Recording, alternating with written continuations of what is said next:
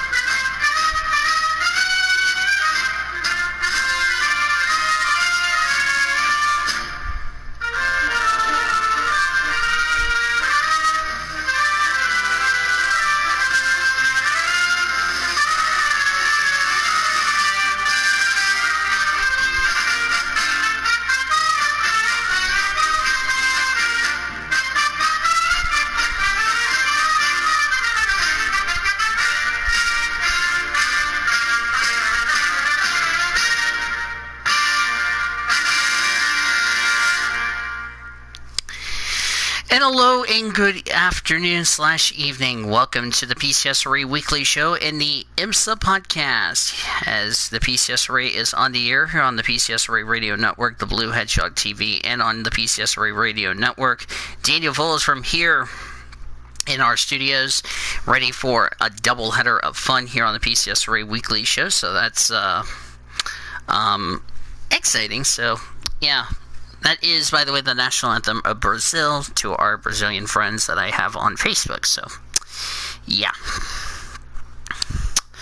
I don't know why that had to pop up, but you can go away. Thank you very much.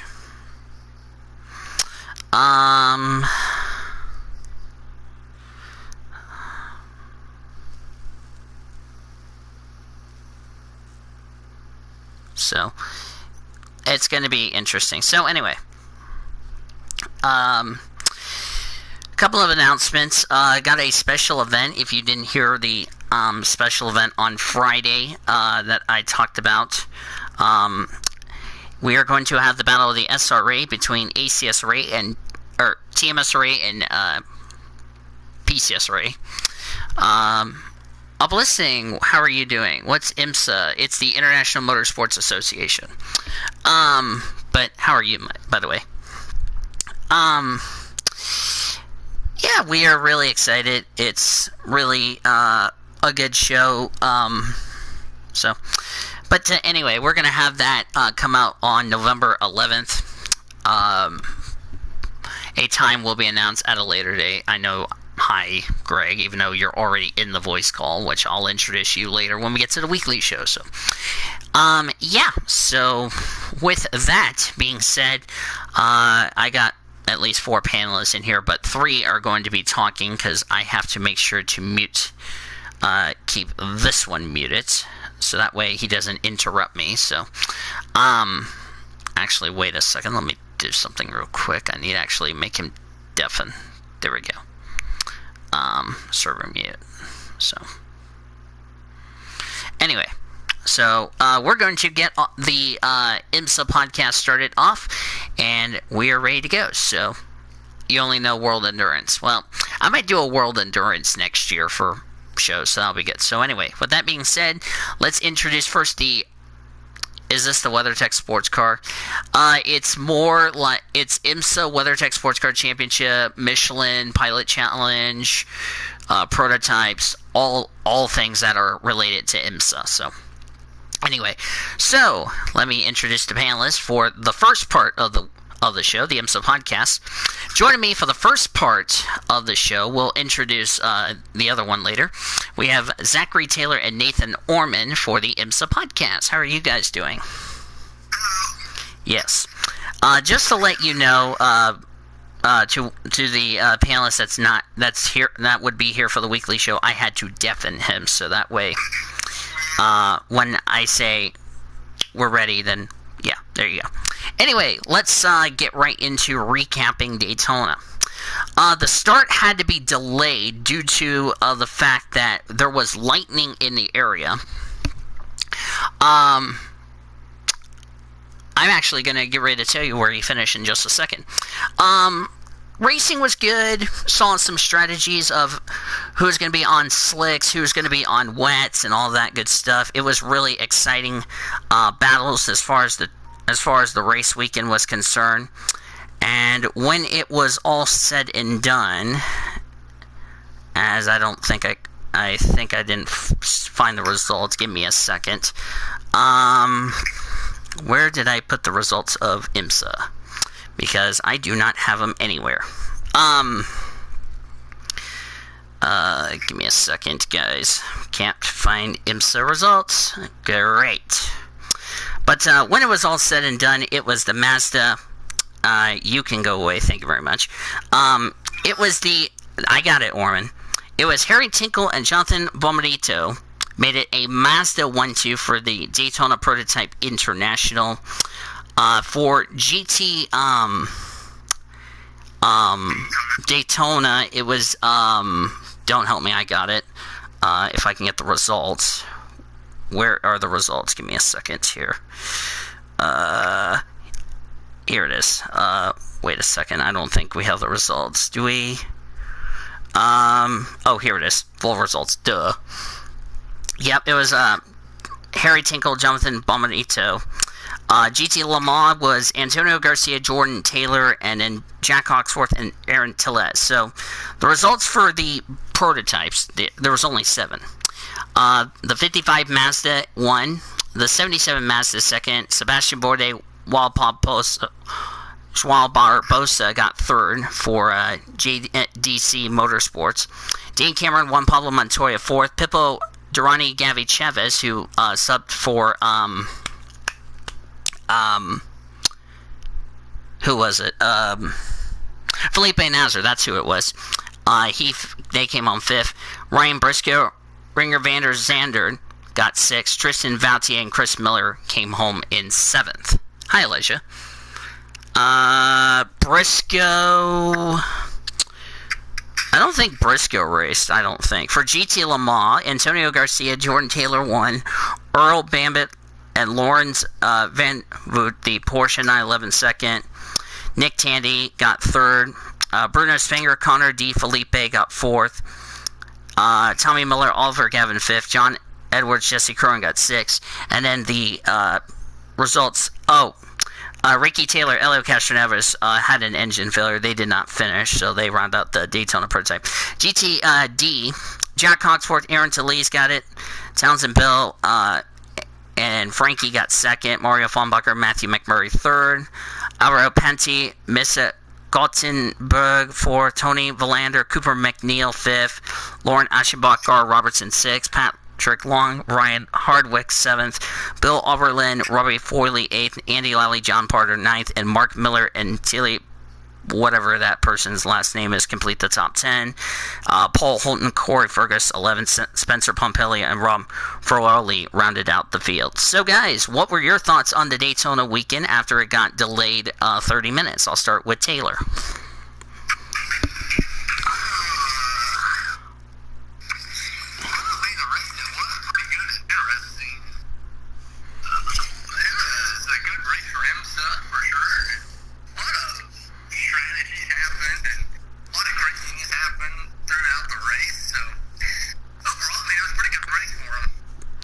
Oh, I did say it was either going to be today or tomorrow. I was going to just say that. Just letting you all know.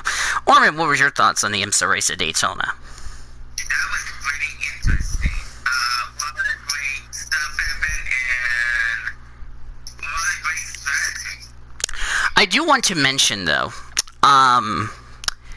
the 76 Compass racing car, before the race even began, did not make it to the reconnaissance lap because there's a rule you have to make it to the reconnaissance lap. He did not. As a result, not only did he have to start from pit lane, he also got slapped with a drive-through penalty to start the race. So their race was pretty much ruined from the word go. So let's get into some IMSA news. As I said before, Felipe Nasr had to miss the IMSA race this past weekend due to COVID-19. He tested positive. He would be back for I hope he comes back for the next race at Sebring, which is 2 weeks from now. Not this weekend, but next. So I mean it was going to, that's something you normally expected. So would you guys agree with that as far as that's concerned? Do you really feel bad for him? So let me see. I don't think this might be the shortest IMSA podcast, but of course we still have the weekly show to go. So it would be nice if I had to look at my agenda. Which reminds me, I think we need to make a chat so I can have an IMSA podcast agenda so I can tell everybody. Oh, it's right here. What would you guys rate it on the race percentage from 0 to 100%? Go ahead and start, Armin. IMSA podcast agenda. While you're doing that, I'm going to make a new chat.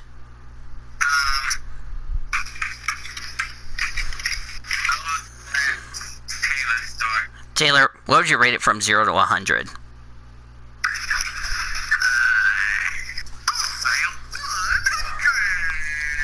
Well, that's good. Well, I couldn't find Briscoe because Briscoe, I don't think, ran the race because it was only 26 entries. Because I was looking at the IMSA results on the phone, so... Oh, he withdrew? Oh.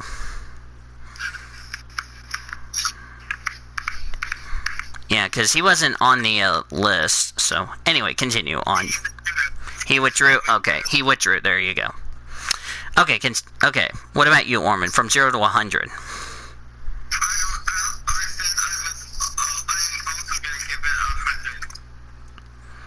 I'm going to give it 100 as well. It was a lot of good action. We saw some good racing and all that. And it was pretty fun, so. All right.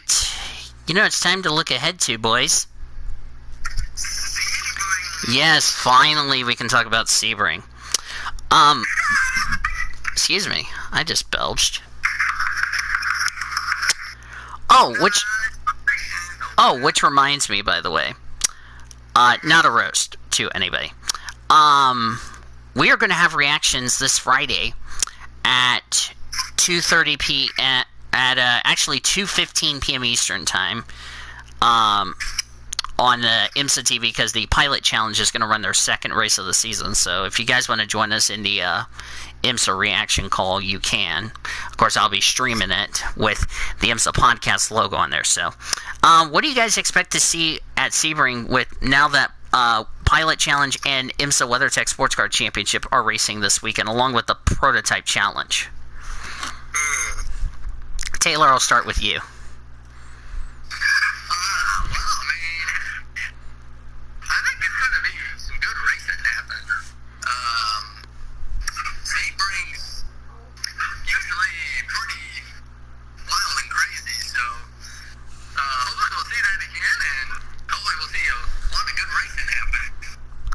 All right, Orman?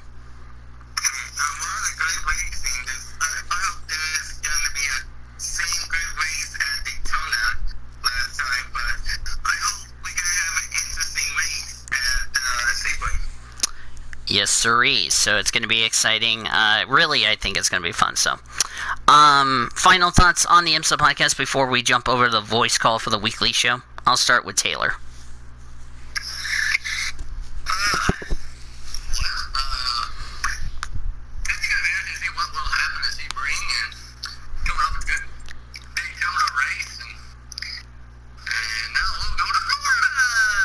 Yes, back to back. What about you, Orman?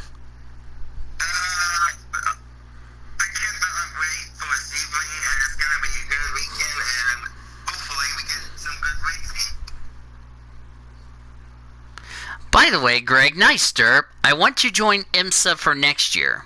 Don't you mean I want to join IMSA podcast for next year? Nice derp, Greg. Not accepting if you eject me. All right. With that said, let's jump straight over to the weekly show voice call. Everybody head over there and I will unmute the other panelists. So, alright, so, can somebody, wait, I can do this. Oh, you already did it? No. Wait a second. Barnes and Noble. That was not what I want. Okay, he joined. Okay, let me unmute him and all that. So, the other panelist who's joined us is Greg Rutz. Yeah, there we go. Okay, can you see? At least I had to mute you so that way I could take care of the IMSA podcast. I know you're playing Count to Barry.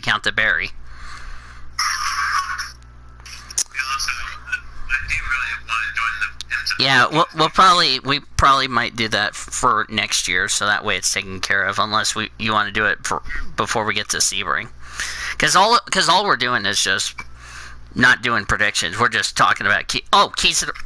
What was your keys to the race, by the way? Before we start the weekly show, what's your keys to the race, Orman?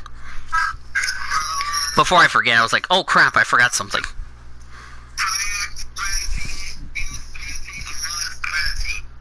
Taylor, what about you? Because it is the bumpiest track we go to on the calendar, because turn 17, the car just upsets the car with the bumps, if you know what I mean.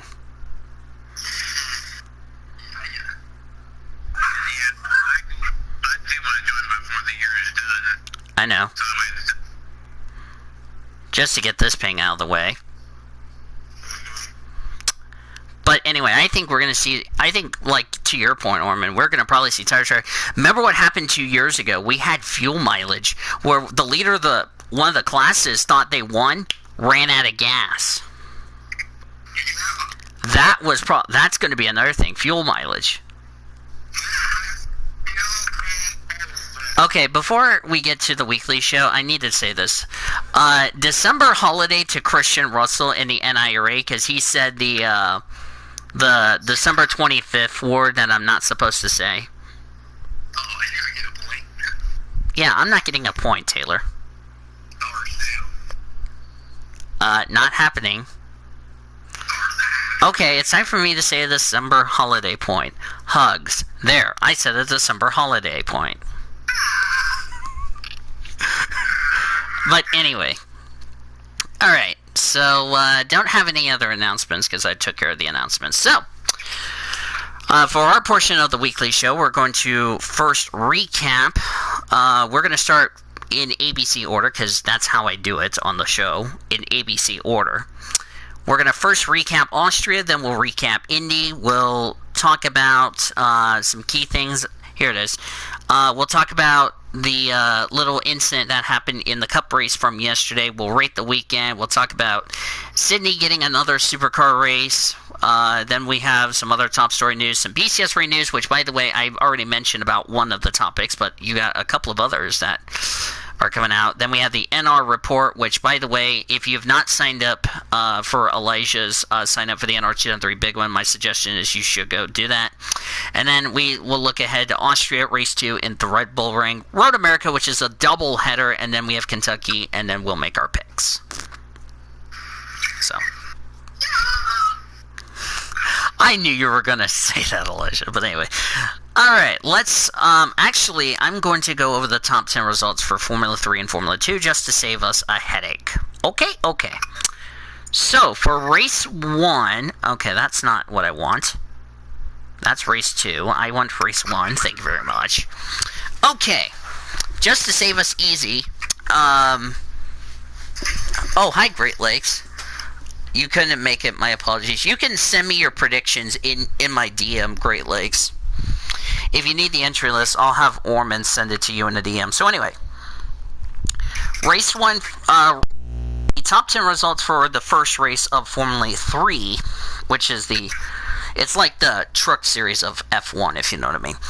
Oscar Piastri, the rookie from, I think it's from Australia, if I'm correct. Yep. He won. Logan Sargent second. Alexander Peroni, which, by the way, it was his first race since that scary accident he had at Monza last year where he hit the sausage curb, go flying in the air and landed in the catch fence, but thankfully he was okay, but had to miss the rest of the season. He gets a podium. Frederick Vesey got 4th. Liam Zendelli got 5th. Liam Lawson 6th. David Beckham 7th. Richard Vachor of the Netherlands 8th. Alexander Smolar, the Russian, got 9th, and Clement Novak of Great Britain completed the top 10. For race number 2, here it is. For race number 2, Liam Lawson got his win. Richard Vachor, the Dutch driver, got 2nd. Clement Novalak got 3rd. David Beckham of Germany 4th. Liam Zindelli got 5th. Frederick Vazati got 6th. Alexander Somolar 7th. Oscar Pistrai 8th. Enzo Fittipaldi 9th. And Max Futrell got 10th for Formula 3. The top 10 results for the F2 race, starting with the feature race. Calma Lott got his first win of the season. Marcus Armstrong 7th. Robert Schwartzman, the reigning F3 champion, got 3rd. Christian Lundgaard of Denmark 4th. Dan Tickham rounded out your top 5. Giuliano Lacey of France got 6th. Luis Delatraz 7th. Felipe Drogovic, the Brazilian, got 8th. Novo Matsushita got 9th. And Roy Nissany got 10th in the feature race. For the sprint race, Felipe Drogovic of Brazil got the win. Luis Delatraz 2nd. Dan Tickham 3rd. Robert Schwartzman 4th. Christian Lundgaard 5th. Nobu Matsushita got 6th. Mick Schumacher 7th. Jack Aiken 8th. Callum Allant 9th. And Nikita Mazepin, who I did with Mick Schumacher, completed the top 10. Then we go to the F1 race, the first race of the F1 season. Hooray, our first recap. It was interesting. It was kind of a wreck fest. Oh, that was qualifying. I want to race. Where did I put the oh, wait a minute. Don't help me, I can find it. Thank you very much. Oh, here it is. Early in the going, Max Verstappen lost power on his Red Bull Honda. It looked like it was looked like the motor just quit. Like it went to neutral and it just cut off. His race was done. Then Daniel Ricciardo overheated, had an overheating issue. It turned out to be terminal, which by the way brought out a VSC. Lance Stroll had a mechanical failure, which was an engine failure. Third, or actually no, Ricciardo never had a VSC. He brought it to the garage. The first safety car, Kevin Magnussen, going into turn 3, lost the front brakes on his car. He spun out. His race was done. Then, which brought out a safety car. Then Roman Grosjean. Then on the restart, Sebastian Vettel went to the inside of Carlos Sainz, going into turn 3. The two made contact. Vettel went around. Racing deal, if you ask me. Then Roman Grosjean had another brake failure on his car. He came in the pits, retired. He was done for the day. Then George Russell brought out the second safety car after a loss of power on his Williams. His race was done, which was interesting. Then on the restart, Kimi Räikkönen's right front tire came off the car coming in the final corner, and he had to pull it to the side, brought out the safety car. Albon overtook Perez, which he backed off when the safety car came out, but he overtook Perez because of the fact he was ahead of him at the time the safety car came out.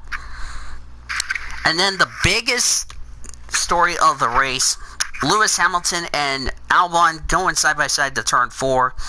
Albon was on the outside, thought he was clear. Hamilton came over, the two touched. Albon spun, a carbon copy of what happened in Brazil last year, which gave Lewis Hamilton a 5-second time penalty for causing a collision.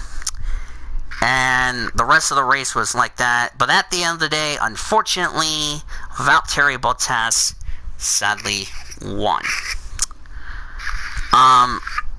So the top 10 results for the F1 race goes as follows.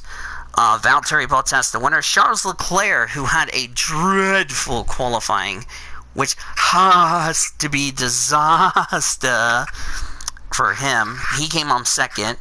With Hamilton's 5-second time penalty, Lando Norris got his first podium in F1 in third. Lewis Hamilton fourth. Carlos Sainz fifth. Sergio Perez got a 5-second time penalty for speeding in the pits. He came home in sixth. Pierre Gasly seventh. Esteban Ocon came home in eighth in his return to F1 for the first time in 2 years. Antonio Giovinazzi came home in ninth, and Sebastian Vettel, who will not be at Ferrari at the end of the season, came home in 10th. And the last car to finish the race was Nicholas Latifi. I should also mention Albon had a mechanical failure, and Danica Fiat blew a left front tire on his AlphaTauri. And I've seen tire failures crazy, but I've never seen one blow that much. That's what she said. That's what she said when Cody Smart pulled his pants down. But yeah, I mean, a couple of surprises. Nicholas Latifi nearly got points in his debut race for F1. That's pretty good. So, panelists, what were your thoughts on Austria?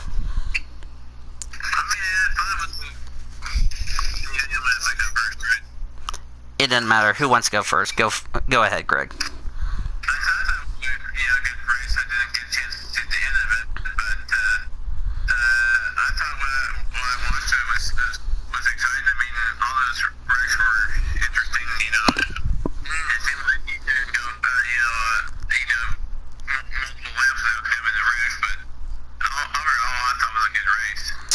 Zachary Taylor.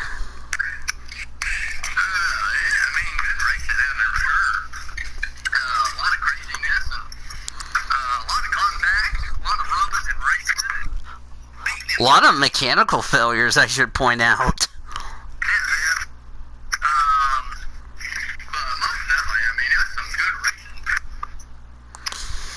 Yeah, I mean, it was insane. It was like attrition filled. Go ahead. And Orman, what about you? What you thought about Austria?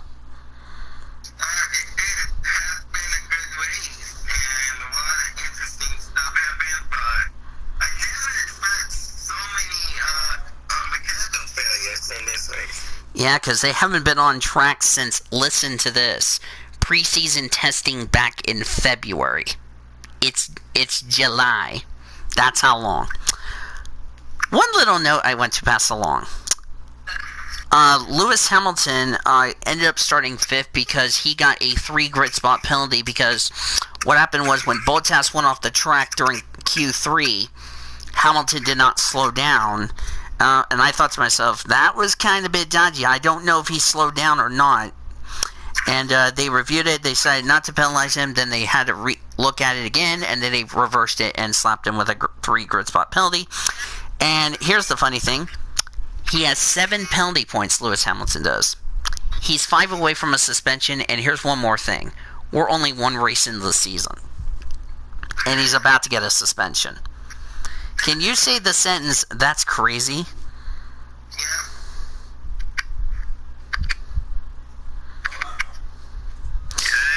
Yeah, that's crazy to tell you the truth, folks. So, let's go straight over to the Indianapolis weekend. Barnes & Noble, I forgot to get the results for IndyCar. Barnes & Noble, I'll do that right now, because that was my next thing I need to discuss. Give me a second. I need to get the results. I got it. There's the results. That's what I need. Okay. So, recapping the IndyCar race. It was interesting. The only caution in the race, Oliver Askew, coming in the final corner, right when you're getting ready to come on the front straightaway, lost control of his car, hit the safer barrier, and NASCAR won. Did some pretty significant damage to the back of his car. Brought out the full course caution. Then mechanical failures for both Alexander Rossi and Spencer Pickett costed them some good results in the process. But the rest of the race was pretty calm, pretty side-by-side racing, which you kind of expected. And when the checker flag came out, Scott Dixon goes back-to-back to take his second win in a row at Indianapolis. Not accepted if you eject Taylor. So the top 10 results for the IndyCar race was the following. Scott Dixon, the winner, Graham Rahal, second. Simon Pagenaud came home third. Colton Herta, fourth. Best career finish for Rinus VeeKay after he ended up having a disaster of a race at Texas. He came home fifth. Ex-F1 driver Marcus Ericsson, sixth. Joseph Newgarden, seventh. Patricia Award, eighth. Santino Ferrucci, ninth. And Takumo Sato came home in the 10th position. We had 20 cars finish on the lead lap. Will Power was the last of those cars on the lead lap. Dalton Kellett made his debut. Marco Andretti, Sage Karam finished a lap down, and then 3 drivers finished out of the race, as I mentioned. Spencer Pickett, Alexander Rossi, and Oliver Askew. This is probably the worst start to Alexander Rossi's season, if you ask me. If you know what I mean. Then we moved to the Xfinity race, which, by the way, I watched the entire weekend with my dad because it was like a father-son weekend. So, woohoo, not accepted if you eject me. Starting with, as I'm on the wrong one, the Xfinity race. Shall we say that was a little interesting with the race, if you know what I mean. There was no caution for Jeffrey Earnhardt. Looked like he broke. It was not a chassis failure. It was an axle. A drive shaft that broke on his car. It turned out to be terminal. His day was done right out from the gate. Then towards the end of stage 1, Vinnie Miller had a tire going down. Left a piece of carcass off. The tire carcass came off the car. That brought out the caution. That ended stage 1. That went to Austin Cindric to win stage 1. Of course, it was interesting racing, if you know what I mean. Then Bailey Curry had a mechanical failure. He stalled on track. That brought out a caution after the race got back green. Then Brandon Jones apparently broke an oil line on his car. It started smoking going through turn 9. The sucker caught on fire. He had to pull the car to a stop and had to get out. His race was done. Stage 2 was won by Chase Briscoe, which nothing else happened.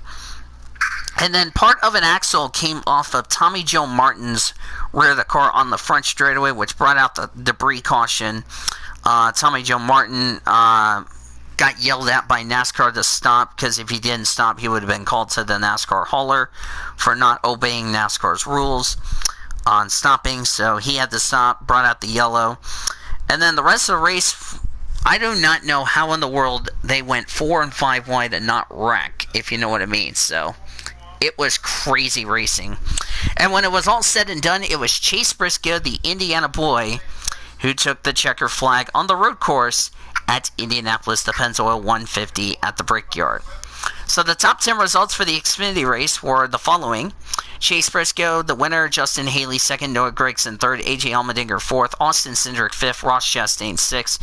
Justin Allgaier, seventh. Alex LeBay, top 10 and eighth. Michael Annett, ninth. And Preston Pardus gets his first top 10 in his first start of the year. He came home 10th. A couple of shout-outs here I want to mention. Brandon Brown, 11th. Brandon Govich, 12th. Jay Buford, the IMSA Michelin sports car driver, came home P14. Kyle Weatherman, 15th. Good run for him. Jesse Little, 18th. Some good runs. Mike Wallace in his return to the Xfinity Series, 24th. Not a good run, but it's okay. So then we go to the Cup race, the Big Machine Hand Sanitizer 400, even though it should have been called the Big Machine Vodka 400. But anyway, I'm not complaining. Yes. Alright, I'll send you everybody else's picks in your DM. Okay. Alright, see you, Orman. Then we go to the Cup Series race for the Brickyard 400, which had to start off in a delay for lightning in the area, even though the rain didn't happen. We had a competition yellow, as always, on lap number 12. Thank you, Orman. I will read them out when I get a chance. YMCA podcast. Oh, good grief. Oh, thank you, Cherokee. From CRC. So, anyway.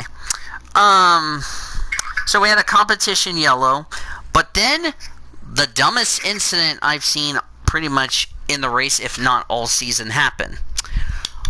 Coming to pit road, Michael McDowell slowed way down, trying to get in his pit stall, and then 6 cars ended up ARCA braking and screamed pedal beater alerts on their wives, which collected Ryan Preece, Justin Allgaier, who by the way replaced Jimmy Johnson because Johnson tested positive for COVID-19, Corey LaJoie, Martin Truex Jr., who has no luck, Ricky Reckhouse Jr., and Brendan Poole were all involved, plus the 15 of Brendan Poole struck a crew member of the 12, which looked like a knee injury. The crew member, by the way, was taken to a local hospital. He was later released. We do not yet know if he will be at Kentucky or not, but we'll talk about that in the news story. The race had to be red flagged for 11 minutes to not only get the crew member into the stretcher, into the ambulance, to the hospital, but a couple of drivers on the damaged vehicle policy ended up going out of the race.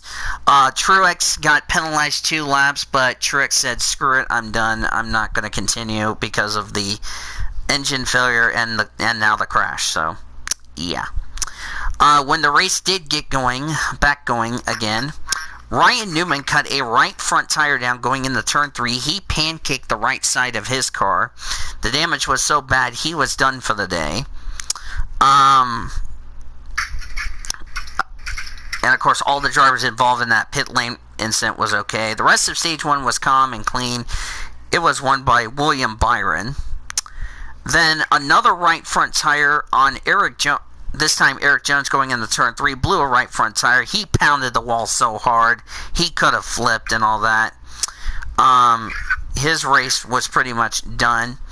Then William Byron, I believe, past the halfway mark, blew a left front tire because he slid his tires under that stage brake.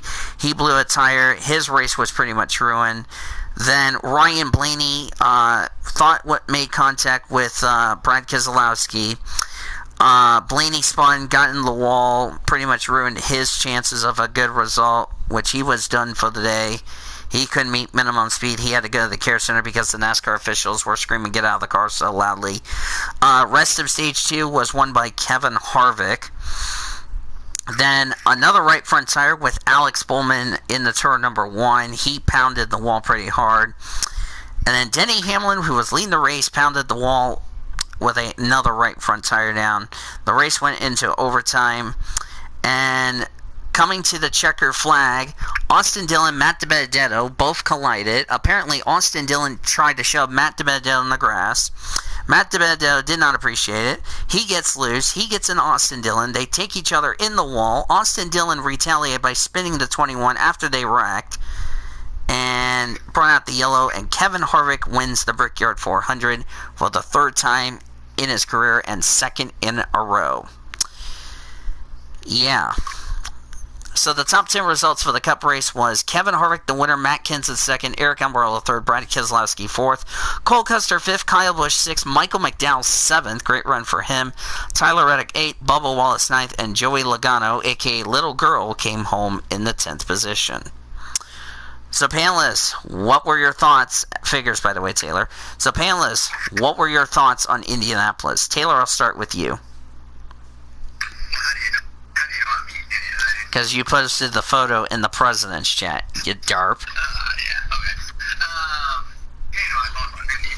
I mean, it was interesting weekend for Indianapolis Motor Speedway. I mean, a lot of tires went down and some mechanical problems, and it was a crazy Indianapolis weekend for sure. What about you, Greg? You mean the Xfinity race, you derp? Trucks were off, you derp.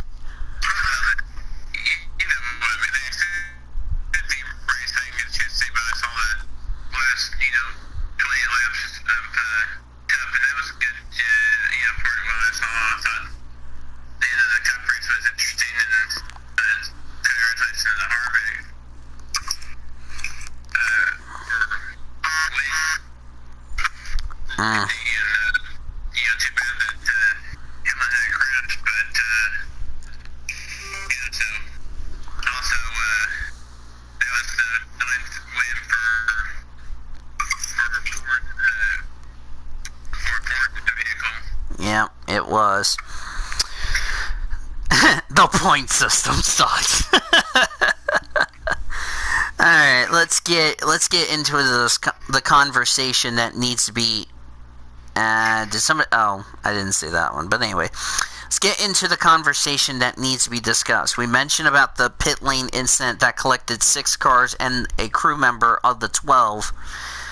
So my question to you guys, and of course Tristan Allen was being retarded because he said blame the competition yellow when Tristan Allen's a dumbass. But anyway, question to you guys is, should Indianapolis widen the pit road to avoid something like this again in the future? Taylor, I'll start with you.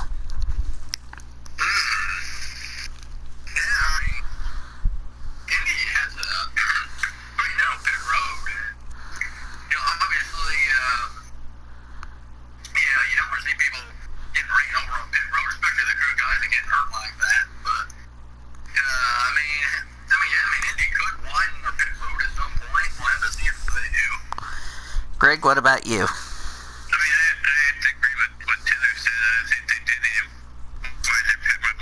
Last thing we want to, is for somebody, especially a crew member, getting hurt like that. So I think. I think they definitely need to widen. Yeah, they definitely need to widen the pit road to avoid another incident like that, because that's really a dangerous situation you don't want to be in, so. Alright, so let's rate the weekend, because I need to follow on topic here with this situation. if you guys had to rate this whole weekend, both Austria and Indianapolis, on a scale of 1 to 10, with 1 being a nightmare and 10 being amazing, what would you guys rate the Austrian Grand Prix in Indianapolis? Taylor, I'll start with you. Austria first and then Indianapolis second.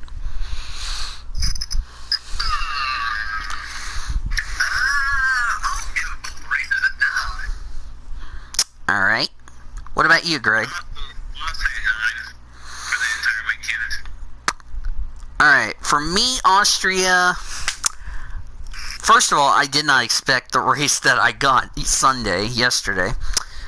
Austria, I'm going to give it a 9.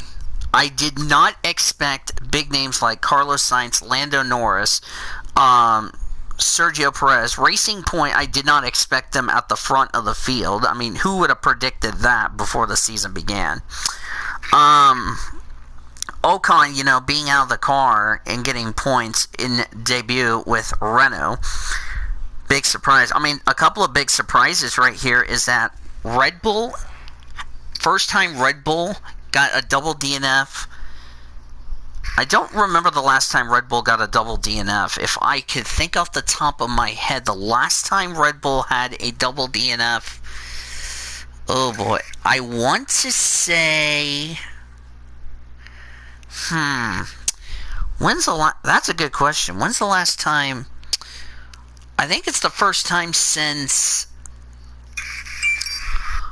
I want to say, the Turkish Grand Prix back in 2011 or something like that. I don't know.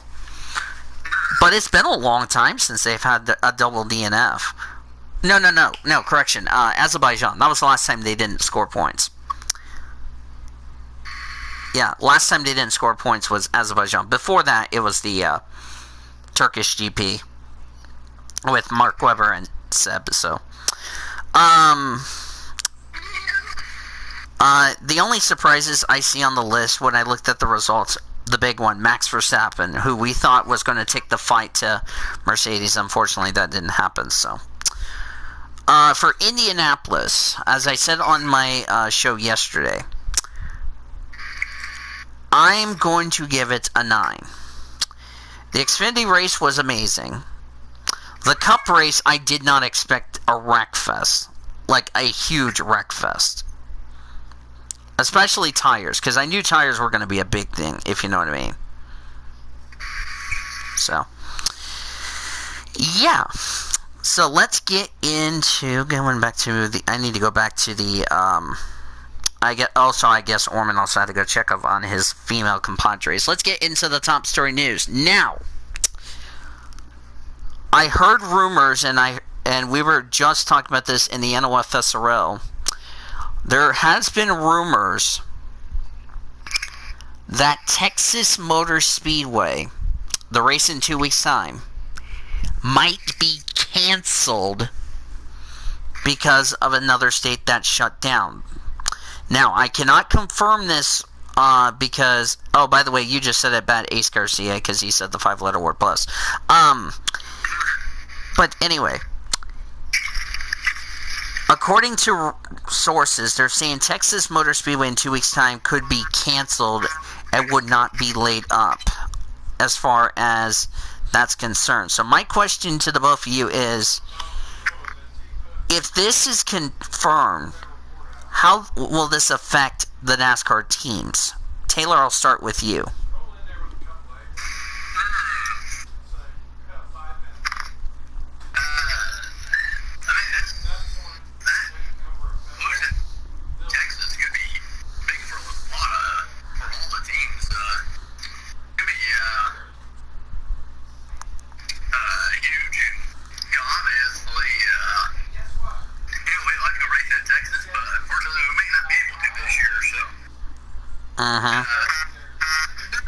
Obviously, going to be a little disappointing if they do have to cancel it, though. Exactly. What about you, Greg? I mean, it's going to be disappointing, considering, that's one of my favorite tracks in Texas, and would they move it? That's the question.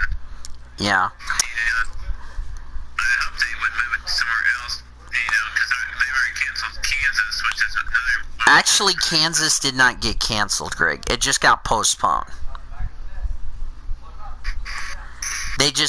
Kansas is like later on in the season, if you know what I mean. For me, I think the fact is that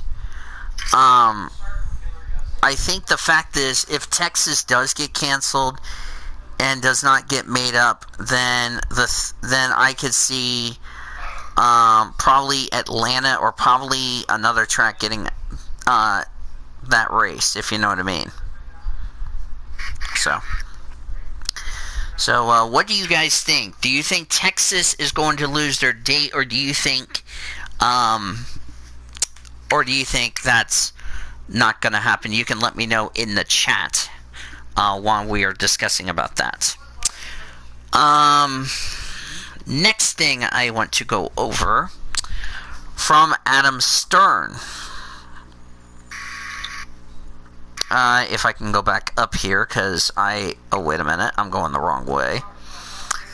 Adam Stern. No, that's not what I want.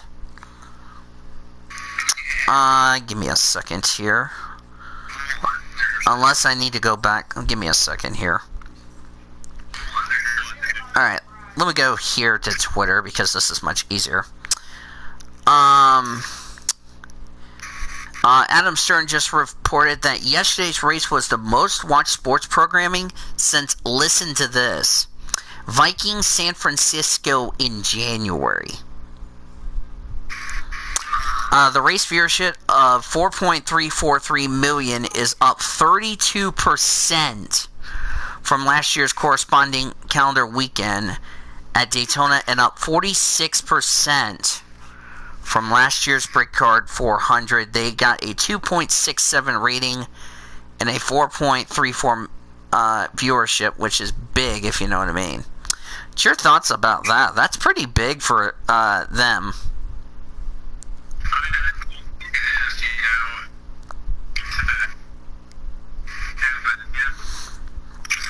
Yep. The IndyCar race got a .77 rating and a 1.145 million for IndyCar, and then a 1.1 rating for Xfinity, with a 1.692 million viewers for the road course. Is that good or what? Yeah. A little note, which I don't know if you guys heard this, and I came across this little stat, and this is not a roast, by the way, to let you all know. It's the first time a driver that was not named Jimmy Johnson drove the number 48 in the Cup Series since Trevor Boyes at Pocono Raceway in 1993. Johnson's consecutive streak came to an end.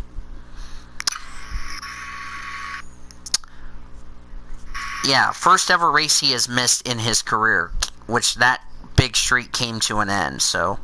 which is a big surprise, but we do wish... copy that. Father Cody is about to join the show in a second, so... Anyway, getting back to the topic in hand. Which is big news there, so... Anyway, next topic from Adam Stern. This is regarding about Watkins Glen. Now, listen carefully to the racetrack I found out from Brian Wortman on Facebook. NASCAR industry executives are increasingly skeptical that New York Governor Cumbo, which is Andrew Cumbo, will try to grant the sport a quarantine waiver for the August Watkins Glen International, which would put that race in serious doubt. If they do not give Watkins Glen International Raceway a waiver, the Watkins Glen weekend would be canceled, and NASCAR could move the Cup race to the Roval in the southeast. Here's the track they have said where it would be. Daytona's infield road course, the one that IMSA always runs for the Rolex 24, and that's the one the Clash is going to be running next year. What's your thoughts if that were to happen? Taylor, I'll start with you. If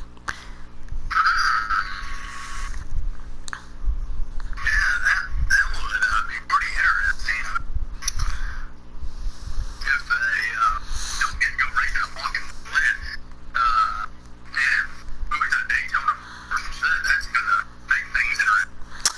well, let's not forget, Taylor. We've seen IMSA, how they've done on the road course section. It's really going to be interesting how the NASCAR drivers, well, with the exception of Kyle Busch, because he's run the infield road course section at the Rolex 24, so he might have the advantage over everybody else. What about you? What about you, Greg? I think it's going to be, interesting to see if they'll get the waiver or not. And if not, then we'll see if they'll do it Daytona for them. Yeah, they said they're going to do it. Brian said they will move the race to Daytona. But here's the thing: it's not going to be backwards pitting. It's going to be just normal cars like Sonoma, if you know what I mean. How the fuel can is. So that's the big news. Let me know what you guys think in the comments section. Are you going to be surprised about Daytona's infield road course possibly hosting a cup race? I would love to see it happen, because I think I would give it a chance and see how those drivers will handle the fastest part of the track in turn 1. And good luck trying to slow down turn 1, because we've seen a lot of accidents before.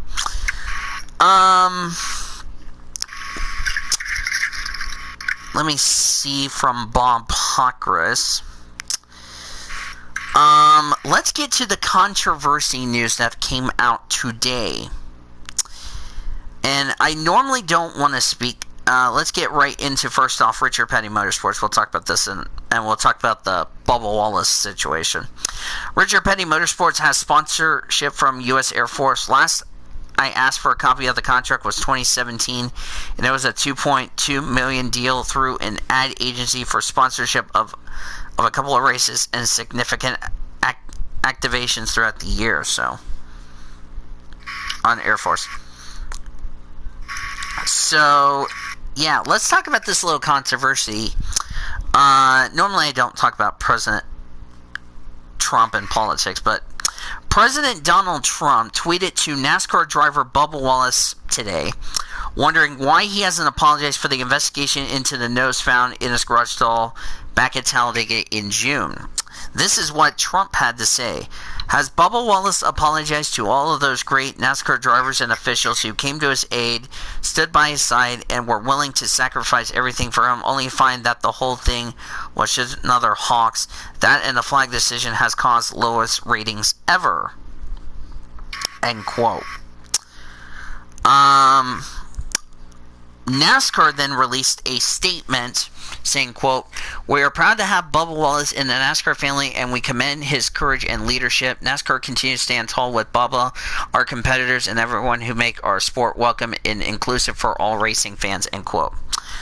I'm not going to have my opinion on this. I'm going to let figures, by the way, David.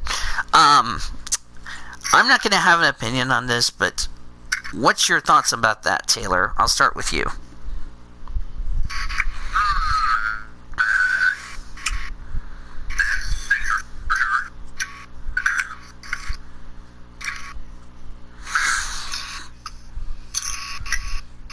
What about you, Greg?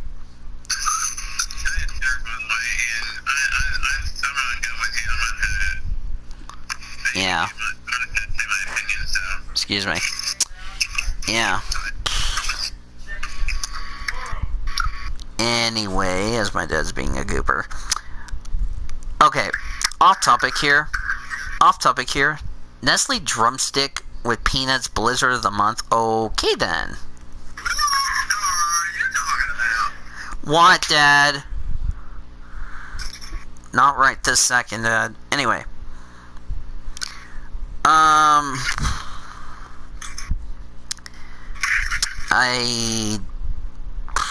think that's it through this top story news, as far as I'm concerned.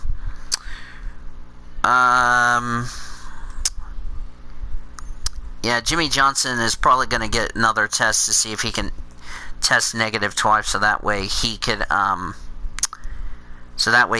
be cleared to race this weekend at Kentucky, which, by the way, we do not know who will be in the 48. What, Dad? I'll be back.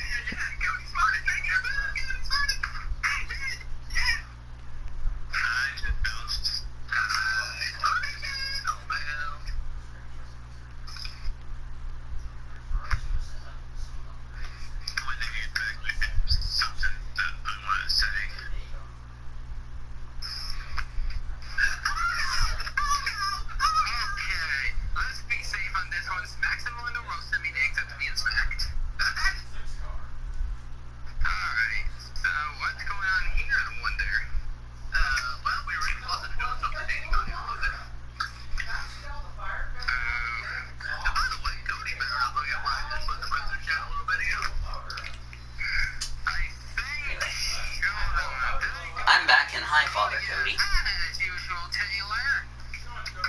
Yeah, I don't have to eat a snack, Taylor's at it again with him smoking some dope. Oh, good lord. Hi, Father Cody. Probably for me. Nope, that was Elijah in the YouTube chat. Okay, you missed what I just did, Danny. What happened?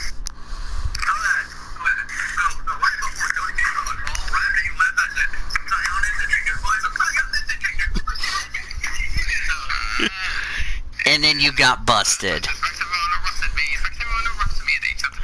That was Taylor.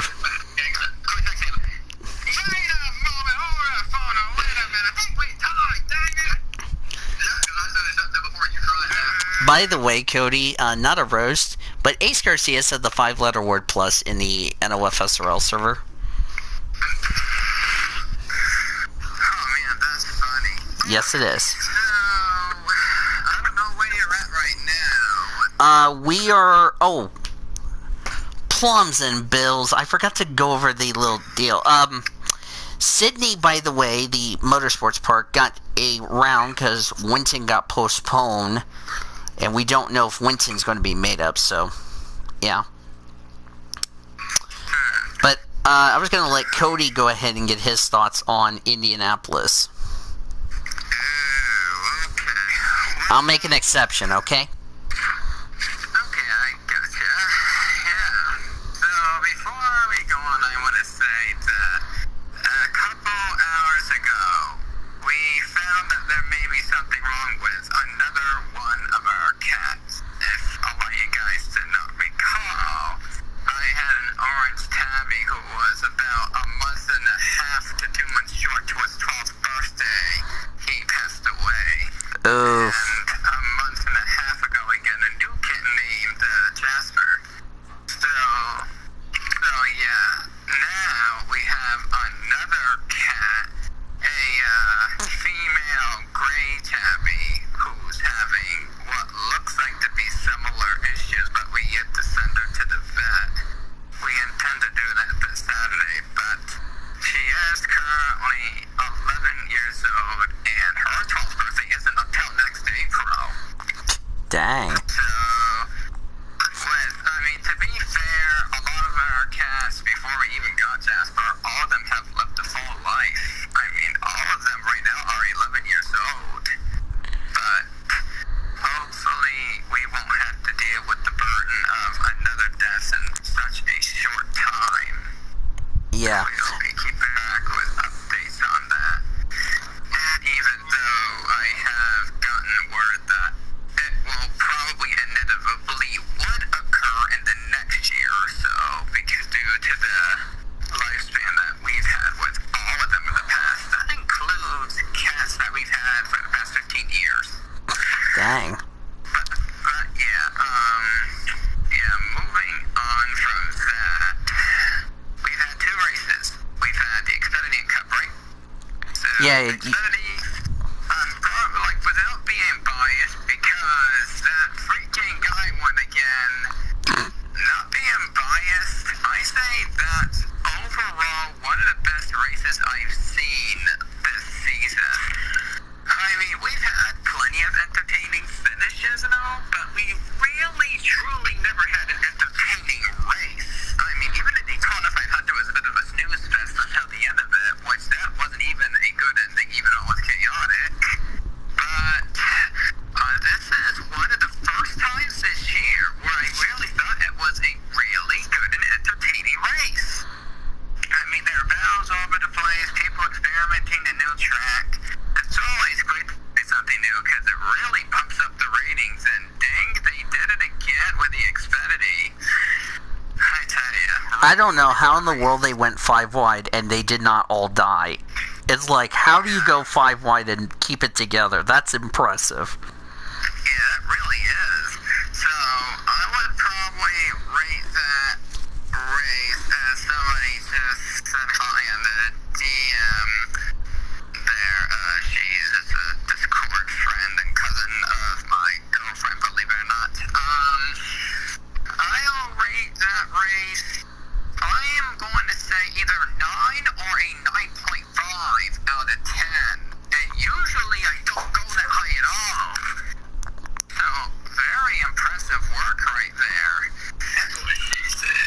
That's what she said when Go For It cheated on his wife. That's what she said when Go For It cheated on his wife. What? I'll be back. I did watch some of it because I was expecting it to be a bit of a snooze fest. And I was recording the Real Tree Pro Series main event from Seattle, the second one, because I was falling quite behind. Like today I was supposed to set up the track for the main international raceway by now. But anyway, the Indianapolis race, I don't know. I feel like one of the only reasons why it was possibly any better than the past handful of cup races at Indy is because they might have tweaked the package a little bit for Indy, and we've had some unexpected moves that changed everything. I mean, from the pit road incident to Denny Hamlin blowing the tire and smacking the wall. I mean, it was chaotic.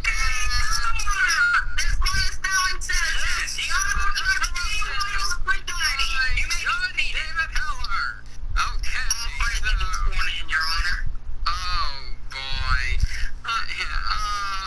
Good thing I didn't say the J word on that, but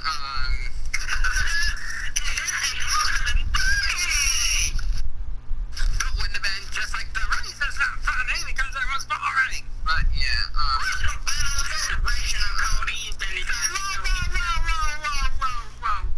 hold the phone. How would I be right, you dark? Alright, moving on before I get another interruption by David. The only reason why it was actually barely any better was because the only reason weeks. I feel like if they would have done it in any previous days, then maybe it would be more fun to see the oval and the roll course be a double header for Cup. And that could be a part of a way to help them take care of the schedule complications with the NFL. Yep. So, By the way, hi, David. I'm thinking anything. Okay, so, I would rate the Cup race, I don't know, it hasn't been all that great in the past few years. And the only reason why I'm even saying this rating is because I'm going to be fair with them with trying to change up the package a little bit for this year's event. I'm only going to give it a 6 out of 10. Wow. Not that great. Not that great. The only reason why it even got ratings up the roof was because of one separate incident. Jeez, I swear, you might want to switch to another topic before this becomes a PCSRA weekly and political show. Wait, Yes. Here comes Cody's kitty, and she's gonna destroy you.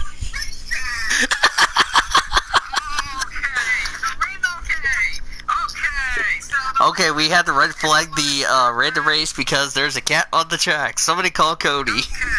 Yeah, so here's a reason. So the reason why he said that was because in the race that happened today, there was some complications in Taylor's car, and apparently a random crew member decided to be very stupid and try to touch the car, so the team got disqualified with the red flag policies. Yes, it's like NASCAR, folks. Look it up.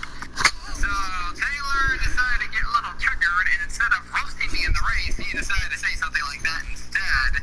So in the commentary, I said, technically I should smack you, and I said the next thing, so Taylor wouldn't make me try to roast myself. Process. And Run said, with his 1 trillion kitties, or something like that. Yes, it is. If you guys are very curious, let me look it up. By the way, Taylor, not a roast, but you need to go smack Greg for what he just said in the YouTube chat, and it wasn't me.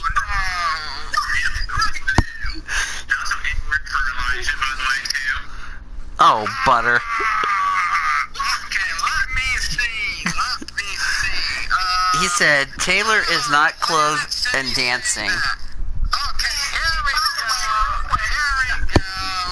There it is. Hold on. This is why he got triggered, and I am going to take a screenshot of that. Oh no. To the general chat. This is what he said, and that's why Good job. All right. Let's get into some. Whatever you want. Yeah, we're on the PCSRA. Oh! Here comes the key to ruin the race. Oh, buttermilk pancakes. Not accepted. Nope, we tied. We tied. I said not accepted, so we tied. We tied. We tied up Go Fort's wife. Alright. But anyway, let's get right into some PCSRA news, because I got some news to tell you guys. There's a few news. Master Musical Motorsports announced they will purchase the 51 truck and the 46 truck in the Coca-Cola Truck Series, and Gary Blackburn will be the driver of the 51 truck under that team. Amanda Wallace will be in the 46 truck and drive for the team as well. Zachary Taylor Motorsports has yet to confirm who will be driving the 12 in the Reese's Pro Series for next season. Claudia Perez, who's driving for that team for Dragon Racing, is retiring from full-time racing at the end of the... PCS also announced Nathan Orman will be participating in the Rookie Clash for the PCSRA Reese's Pro Series at Pensacola. He will also be participating in the 600 along with Zachary Taylor, Cody Smart, Kyle Langland, and yours truly. As far as the drivers who will have to race their way in, he will drive the Jeff Gordon Patriot scheme in both Foster's and Reese's Pro. News I talked about on Saturday, as I mentioned earlier in the top of the show, PCSRA and Team SRA will be battling out in the Battle of the SRA at Auto Club Speedway on November 11th. This event will be a non-points race, and all the monies both organization win in this event will all be donated to the Autism Speaks Foundation and the Boys and Girls Club of America. Also, PCSRA later that night announced that Maggie Pubtown has been reinstated after completing the Road to Recovery program. She was suspended indefinitely in 2016 for underage drinking and violating the PCSRA's substance abuse policy, which she served 6 months in jail, got a $1,000 fine, and she's on her final year of probation. Pubtown, who is replacing Riley Anderson, the 80, will have to serve a 5-race suspension according to the PCSRA reinstatement procedure. Amber Whitecastle will drive the first 5 races in that 80 car for the season. So, to the NR report. Any news in the NR report, boys? Yeah, so for the Real Tree Pro Series, we had a double-header weekend at Seattle. Had 4 races technically, because since it's a short track, we go by short track policy yet again, where the top 13 in points from the previous race would get locked into the main show. Well, those from 14th on down would have to go into a qualifying race where we call go or go home. And the 5-lap, I don't want to say the next word, Al, because Taylor was trying to give me a 5-letter word. 5-lap battle, I'll just say that for you, Cody. Yeah, 5-lap battle, yes. So, for race so here's the funny thing.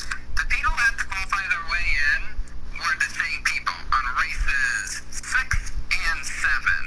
So on race 6, Johan Beloy for the 60, who will be a free agent going into next season, started on the pole.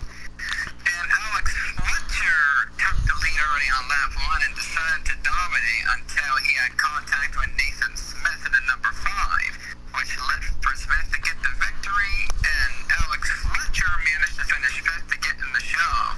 They joined Eddie Johnson to finish 2nd, Nick Rando and Brandon Grenier. For the main event for race number 6, Nathan Smith, who won that preliminary race, started on the pole. By the way, real quickly, 2-word phrase and an SM word for Greg in the YouTube chat. Continue. Same here. After the first race of basically tandem racing on the short track, and with the middle line being the preferred line after a lot of people on the inside, Taylor took the lead around the halfway point to make it official before the rains came, and Zachary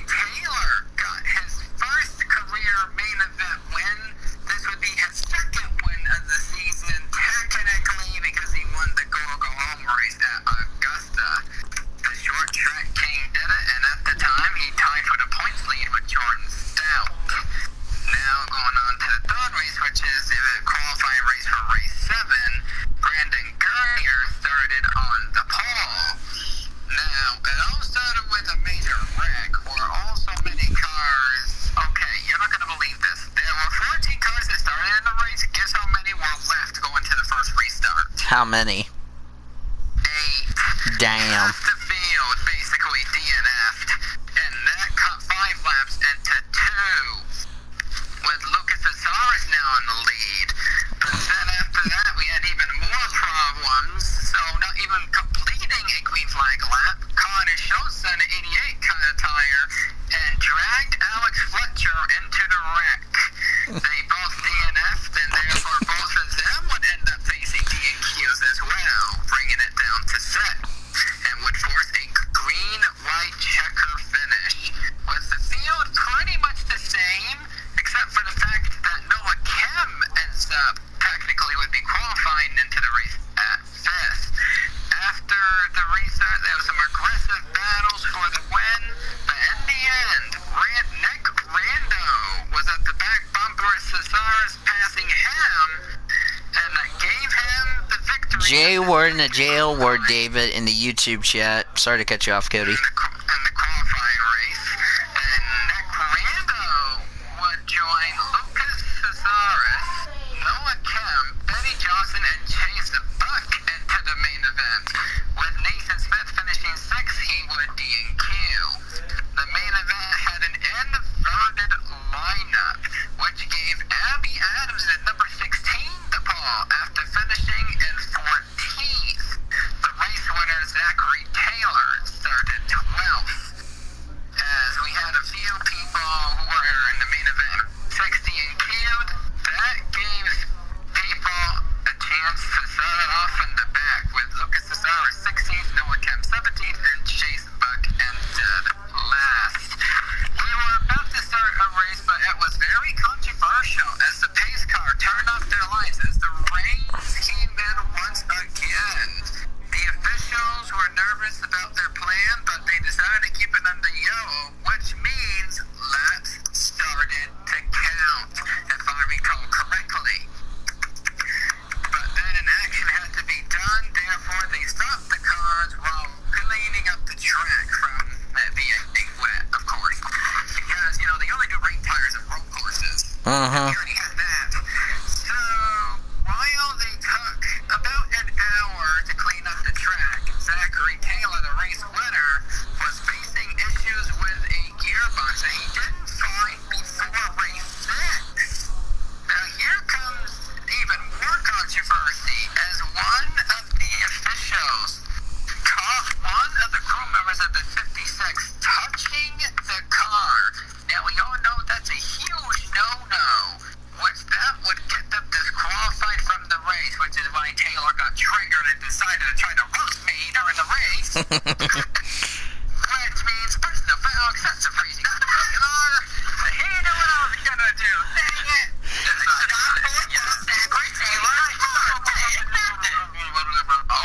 No, Cody was singing "No Taylor, No" when Taylor DNF. So. Okay, but luckily they were not going to face any further penalties, and they would get their points for finishing 18th. They officially started on lap 6 after technically the competition yellow that would have came out at lap 5. They decided to call it the competition yellow, and drivers decided to pit, which resulted in Betty Johnson coming out first. Coming up with the green flag, it was an instant battle with Betty Johnson and Ringo Endu, as those like Colton Yu and Lauren Ekstrom trying to burst their ways to the front. We had the first real yell as Colton Yu made contact with Noah Kim on lap 7, which resulted in the chain reaction crash from back to front, which resulted with some drivers not being too happy with Colton Yu in the 78, and it did involve him having to go to the hall to talk to the officials. But based on what they've seen, they will not penalize him, but they did give him a pause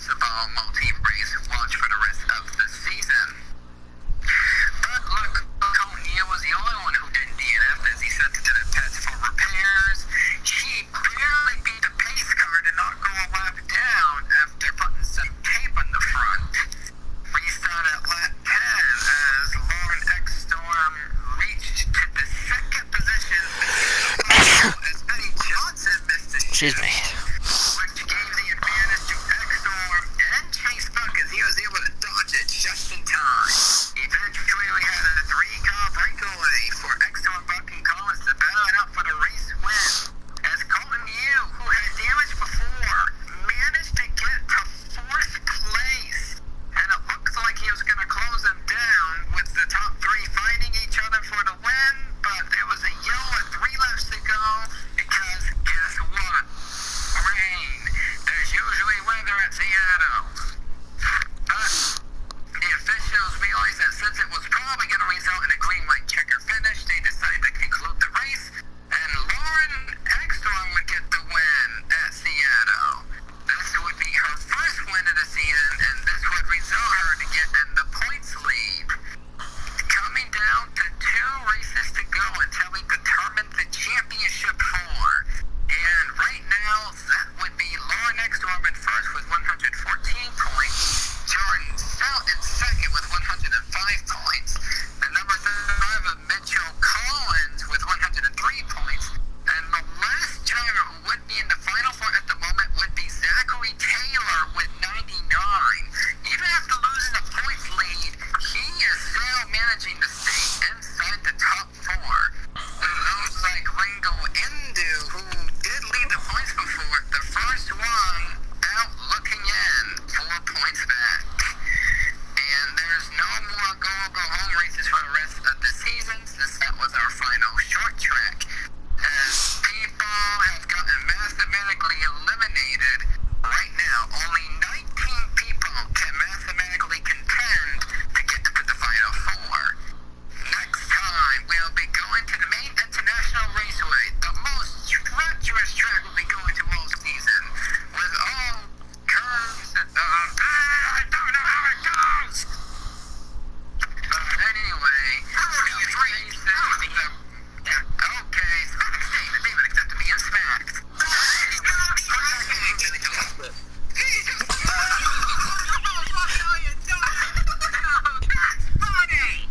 By the way, Cody, Hey, Cody, you know the funny part is, I have this all on the stream. Yes, you do, Danny. Not accepted if you eject me. Oh, buttermilk pancakes. Wait, you denied Cody Goforth's wife? Okay, accepted, David.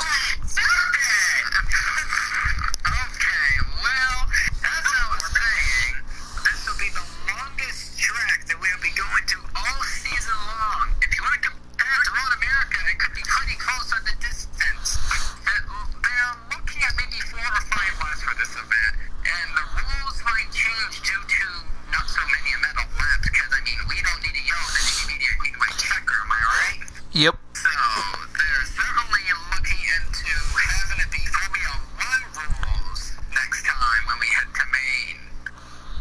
So, that will be it for me from the WLA Wheel Tree Pro Series as we go down to 3 races to go in the 2021 season. Yep. Before we get into, getting to look ahead to, before we look ahead to Kentucky, Road America, and, don't hold me, I can look through, let me look at my agenda. Oh yeah, before we look at Austria, Road America, and Kentucky, we do have some sad news I need to pass along to all of you. The music world lost a true friend earlier today with the passing of Charlie Daniels. He died at the age of 83 because of a stroke. Charlie Daniels played one of the greatest musics, The Devil Went Down to Georgia, and from all of us here in the PCSRA and the NR community, we send our deepest condolences to his family and friends. So I just want to let you guys know that. So.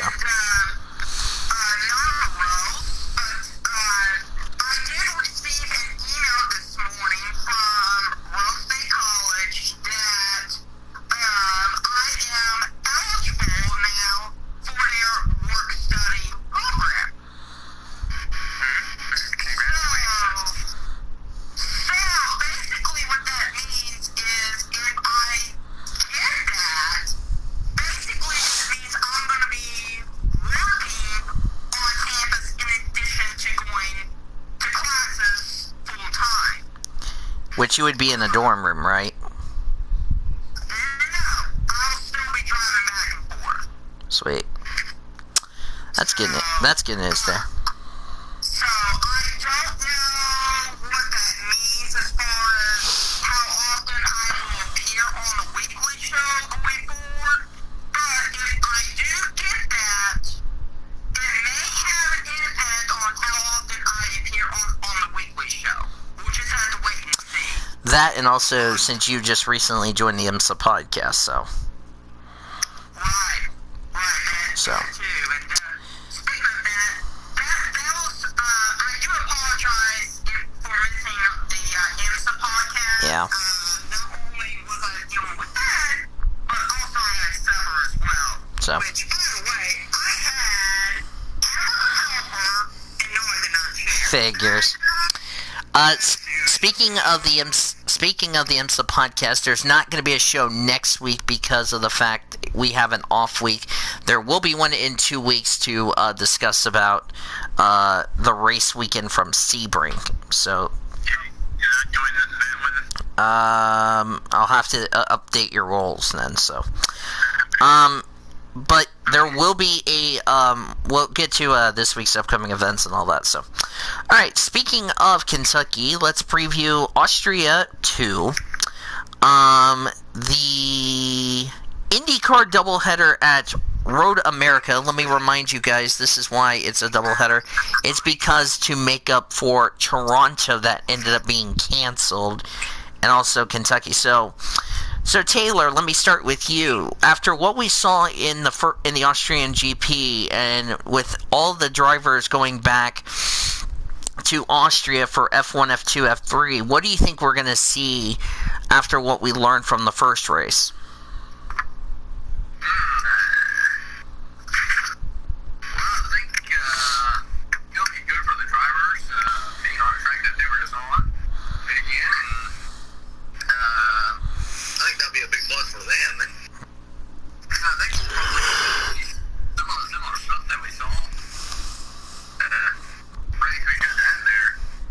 Yep.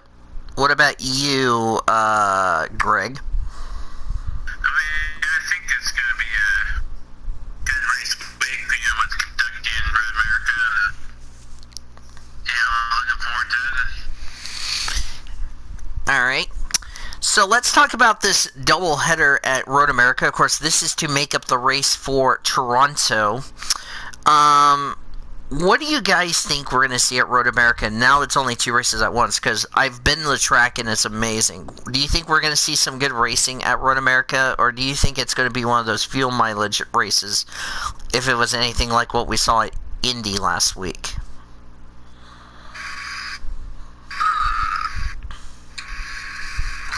Great question. As I'm trying to construct a main. I think we could see fuel mileage be a factor depending on how the cautions come out and everything like that. It's going to be interesting to see how they do at Road America, but most definitely I think we'll have a good race there. Oh, yeah. I really think Road America is going to be a lot of fun, so yeah. And finally, Kentucky. Now, we talked about Kentucky. Of course, it recently was paved. It's now aged. But now the Cup race is going to be during the daytime. So, with that being said, do you think we're going to see that race be slip-sliding around like what we normally see in a daytime race at Kentucky? Or do you think it could be a lot different versus racing at night with Trucks Xfinity and also the ARCA race? What would you think, Cody? I mean, the track compounds, especially in trucks, they bounce and smack that wall quite often, I gotta say. And the truck race, they start during the day, and then as it gets to the night is when they try to straighten it out. So, I'm thinking we could see a very wrecky trucks race, to say the least. Xfinity has kind of raced in Kentucky before. It's almost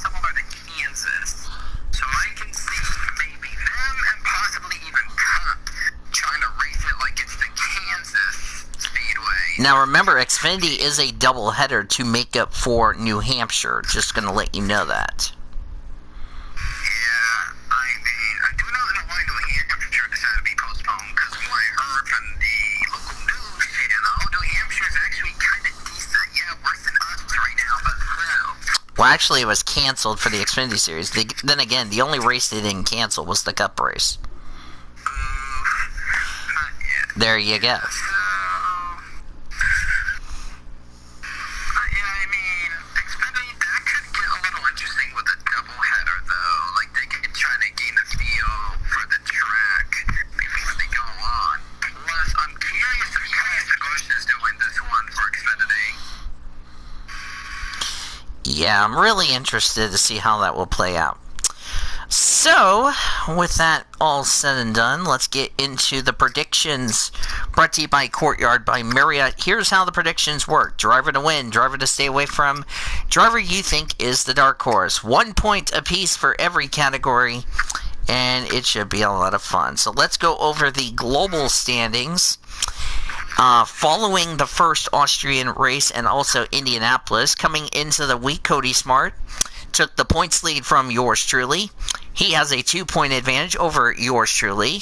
He has 574. I have 572. 3 points back is Cody Goforth at 571. Nathan Orman is 4th at 568. Greg Retz is 5th at 567. And Taylor is last at 565. Oh no, I see.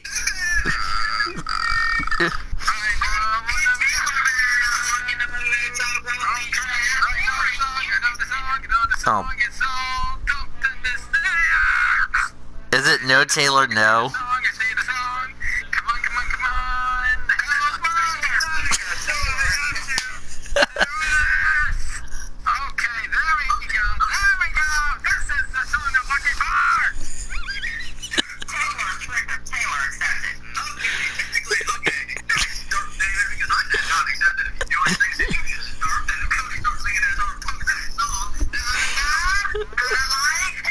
No, Taylor, no. No, Taylor, no.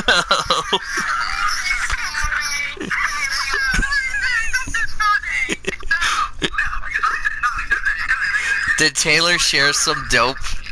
Share some of his dope with Cody or not? Because Cody sounds like he just inhaled a massive blunt. Oh! Cody better not look at the YouTube chat, and it wasn't me.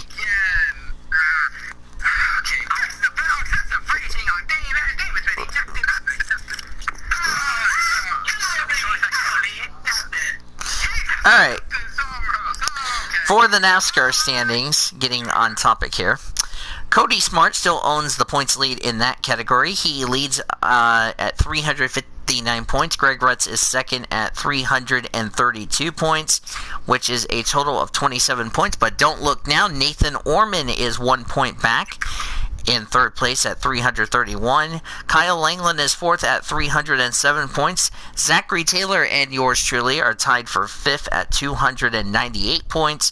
Quentin Moore is seventh at 273 points. We have a tie for eighth between David Heller and Great Lakes at 220. Cody Goforth completes the top 10 at 187 points, and Andrew Ramsey's last at 177. The overall standings, as of right now, Cody Smart at 1,952 points. Nathan Orman is second at 1,913. Yours truly at 1,891. Taylor is at 1,872. Cody Goforth rounds out the top 5 at 1,773. Greg Rutz is 300 back at 1,473. Kyle England is in 7th with 307. Q-Man 8th at 273. David Heller and Great Lakes are tied for 9th at 220.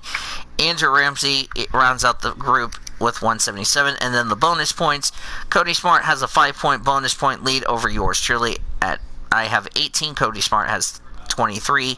Goforth third at 17 points. Nathan Orman is in fourth with 14. Greg has 13. He's tied with Taylor with 13 as well. Kyle Langland's got 4 in 7th. Andrew Ramsey, David Heller, Q-Man, and Great Lakes are all tied for 8th with 2 apiece. Alright, let's get to the You guys did get the entry list, right? For Kentucky. Okay. I think I know what's going on for that one into an FP. I can just look it up. But, Yeah. If you don't have Kentucky, Cody, there it is in your DM. Not a roast. Thank you, Danny. Oh, I forgot to mention when we get to Kentucky, Xfinity, trucks, and Cup. Since you're picking, and you're also picking the races, both races for Xfinity. So just letting you guys know that. All right, I'm going to. I do have the entry list, Danny. Okay, good. Let's kick off with Global. First person that would like to go first, Greg Rudge. You get the honor of going first since Ormy's not here. Okay, remember, it's F3, F2, F1. Then you're also picking both races for IndyCar. I should point out to you. Okay, let me get to that. You probably should already have the entry list because it's the same drivers. If you want to use the results in the PCSRA, you can. Okay,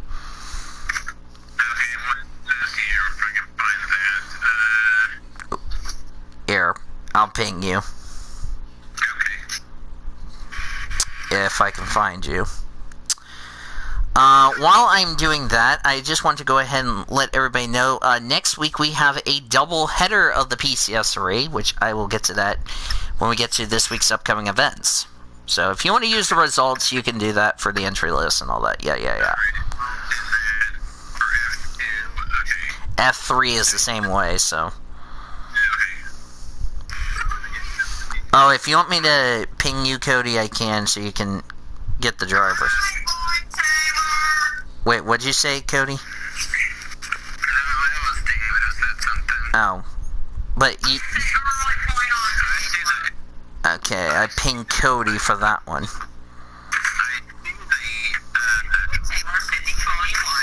Alright, go ahead, Greg, for Formula 3.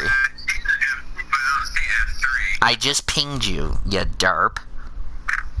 It's in the PCSRA chat, you derp. Or server, you derp.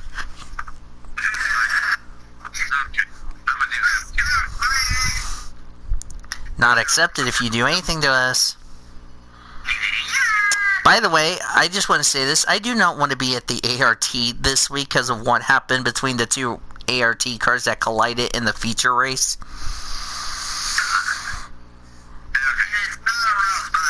Yes.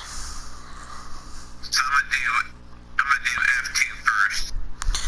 It's feature and sprint. Just letting you know. Then you can do F3 and then you can do F1. And then IndyCar. Because we're just doing global first and then we'll get to NASCAR. Can I have my picks for the sprint race and the feature race? Yeah, that's up to you. I'm going to leave that up to you. Because I don't mind, okay? If you're doing both races, then I don't mind. Same rule applies for F2. And also IndyCar, it's both races, okay? Okay. Go ahead. For F2, for a driver to win, I'm going to take Marcus Armstrong. Marcus Armstrong for both. He really looked pretty good. I was like, okay, I have a bad feeling some of us are going to get shut out because we are a little sluggish on Formula 2 and Formula 3. Go ahead. Driver stay away from for both.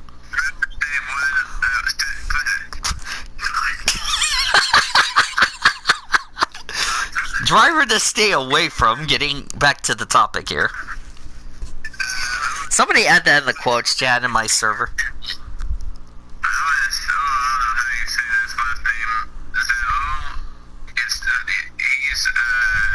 Which one? Oh, which one, in race 2?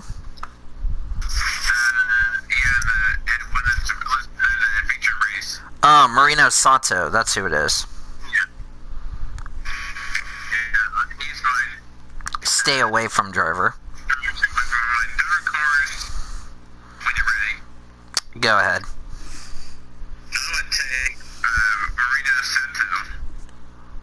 You just picked him for stay away from, you derp. So you're trying to pick him for driver to stay away from and driver that's your dark horse. GG, Greg. Not accepted if you do anything to me.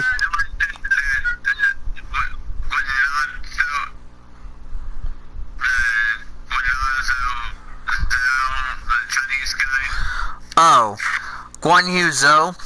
Yeah, that's who it is. Guan Yu Zhou. Your dar- Oh, your driver's stay. Okay, give me a second. Let me spell it without derping. If I derp, then I can tell Taylor to blame it on my son, Blue Jr. Not accept it. 1-U-D-H-O-O-U.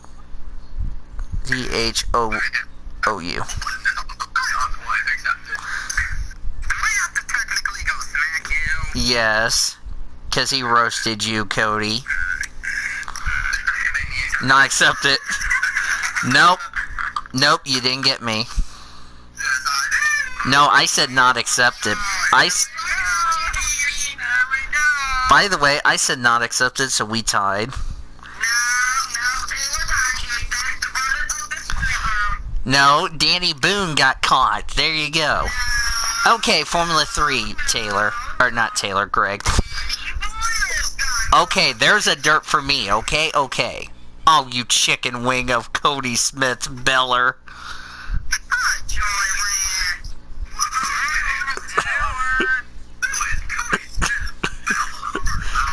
That's Cody Goforth's son.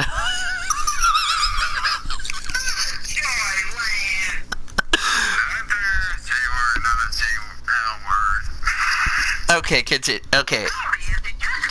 Alright, you want to do Formula 3 next? Get that out of the way, Greg, or what?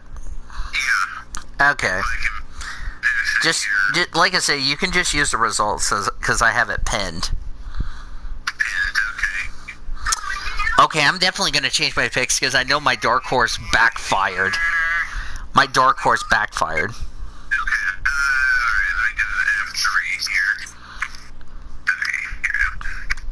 It would have been better if I just said Formula 3, not F3. I'll probably fix that probably after the show is over. Unless Orman wants to fix it, then I'll leave that to him. Not accept it.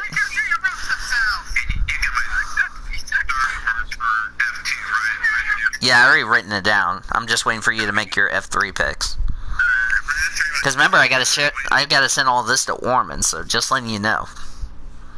Because I know Orman's gonna be like, and by the way, Danny, did you get picked to all of the Globo people? And I'm like, oh, Barnes and Noble.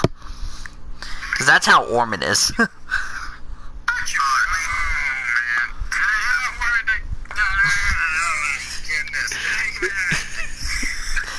It's growing a boner on Cody Goforth. Accepted. Yes, I just got David arrested. So not accepted if you eject me. Okay, go ahead. Go ahead.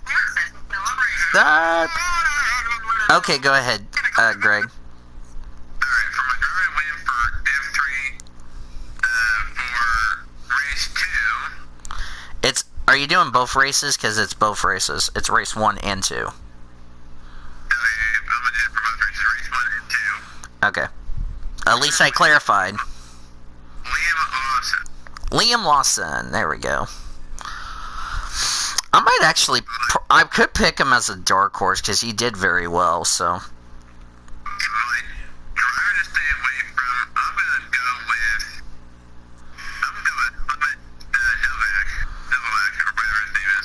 Wait, which one? Philippe? Oh, Clement Novalak. Okay. First stay away from. Hold on, let me... Barnes and Noble.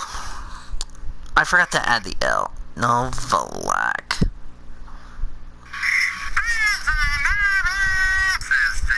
Oh, come on. Why am I derping? Valak. G Mini Chris. I said Chris. What, Dad? Not... Hold on a second.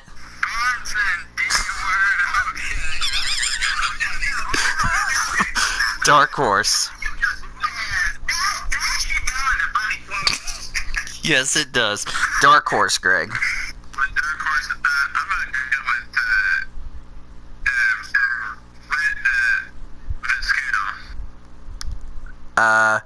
Ben Vescattel of the Netherlands. bent. I'm sorry. Like you're bending something. At least he didn't Vescatal all the way to the Netherlands.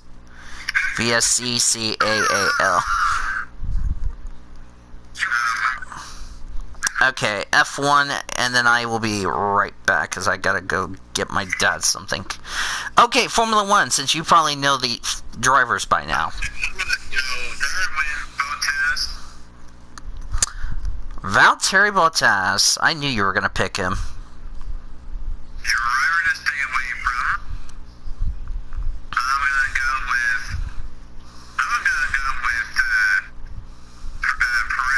Sergio Perez, aka Checo, I'd like to call him. Dark Horse. In Dark Horse, I'm gonna go with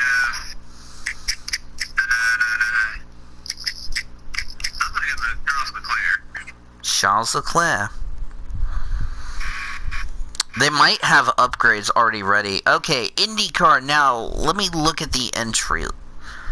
Who is on, and then I'll go get my dad something, so. Wait, where is the stupid entry? Nope, that's not what I want. Barnes & Noble. Come on, phone. Cooperate with me today. Oh, dang it. Oh.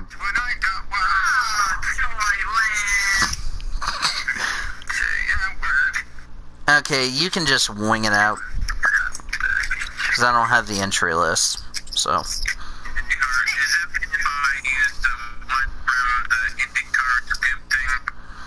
Oh, you can just use the full-time drivers like Rossi or Power and all that, so. Just make it easier for me. Or Scott Dixon, because he's full-time. Alright.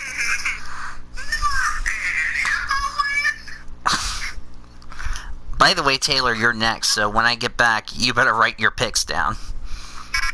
For both races, okay? Alright. Who's your driver to win for IndyCar? My driver to win for IndyCar, I'm gonna go ahead and take Will Power. And that's for both races. I just want to let you know that. Who's the driver to stay away from?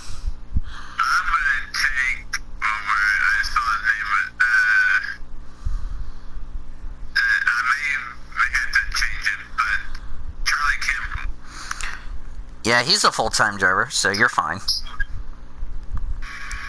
Here's your dark horse. Scott Dixon. I might actually take him as a driver to win for both races. I'll be right back, guys. You guys can talk and do some random stuff while I go take care of something for my dad. I got an idea. Oh no, I've heard this like 3,000 times.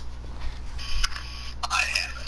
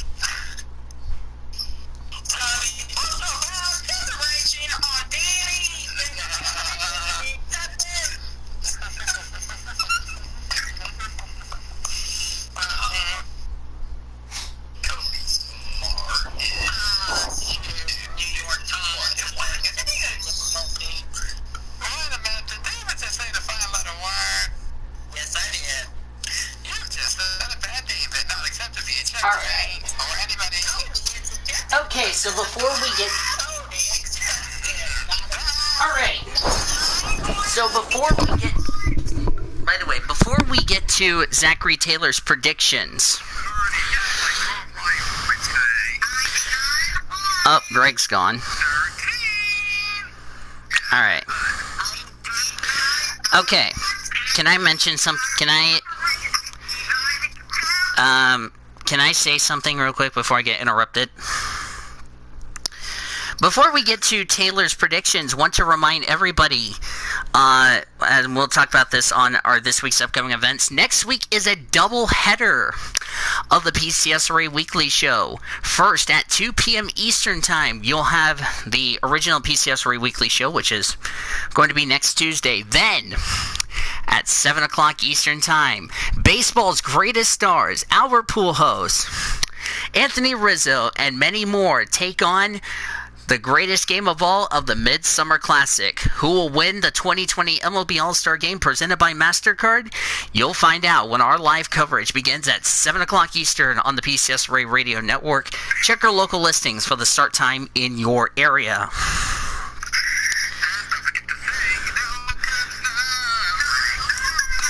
Alright, Taylor. To you. I'm going to just let you know, Taylor, if you want to do both races for Formula 3 and Formula 2, I'm fine with it, okay? Stay away from for Formula 3 and Formula 2. What happened? Congratulations.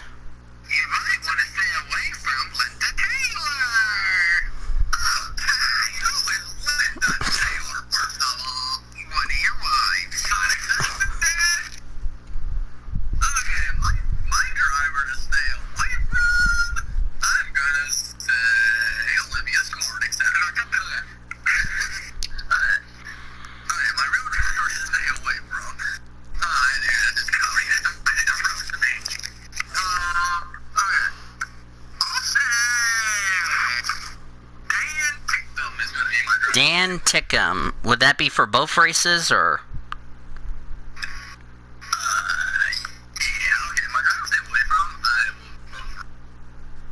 For both races? Because I probably want you guys to do both races. That way you just save me a headache. Who's your dark horse for both races?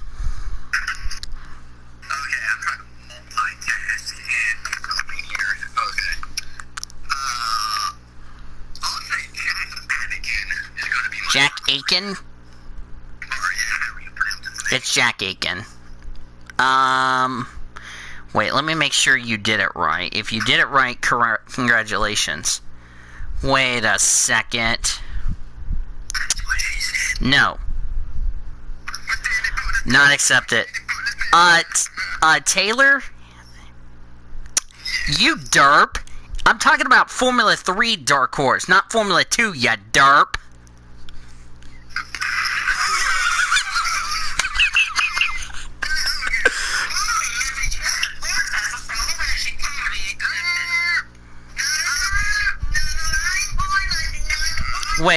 Wait.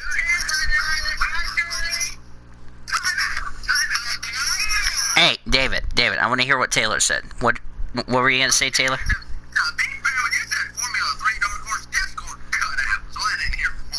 Okay, Formula 3 dark horse.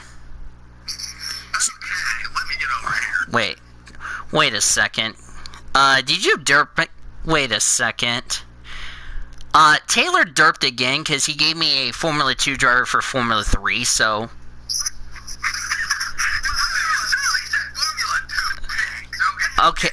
Okay, here's what I'll do. I'll move the... Okay, let's just do Formula 2 then. Since you've already given me your dark horse for Formula 2, I'll just move that over. And then you can do Formula 3, okay? So let's just do Formula 2, then we'll come back to Formula 3. I think that was a nice... I'm gonna blame Discord for that little oops. Okay, who's your driver to win for Formula 2 for both races? Getting getting back on topic here. I'll say Nikita Mazepin for driver to win for both races. Okay, now Formula 3. For both races, who's the stay away from for both races? Providing Discord, don't try to make me start like that.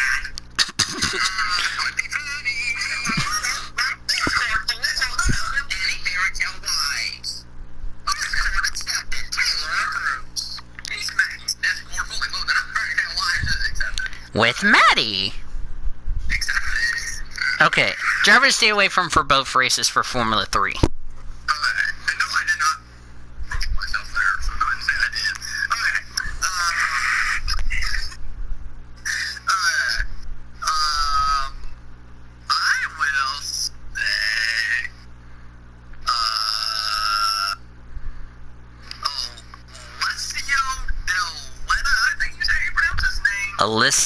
Wait, where is he? He finished 20th in the first race. Oh, a little Caldwell is what you're saying? No. Okay, the second. You're talking about race 2, you derp. Alyssa Delita.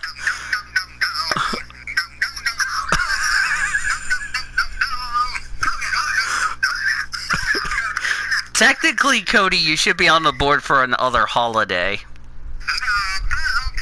I would have been on the board, it would have been for December holiday, you dark.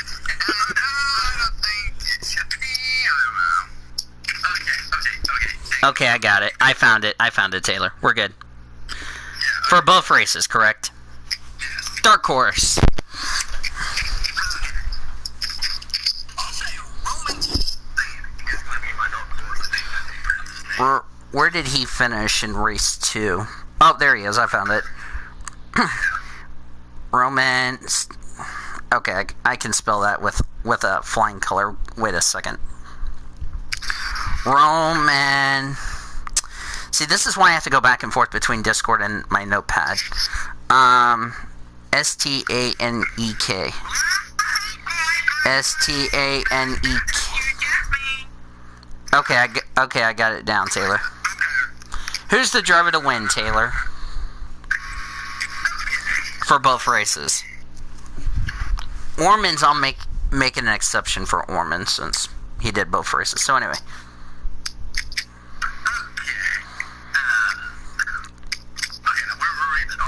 No, driver to win for both races.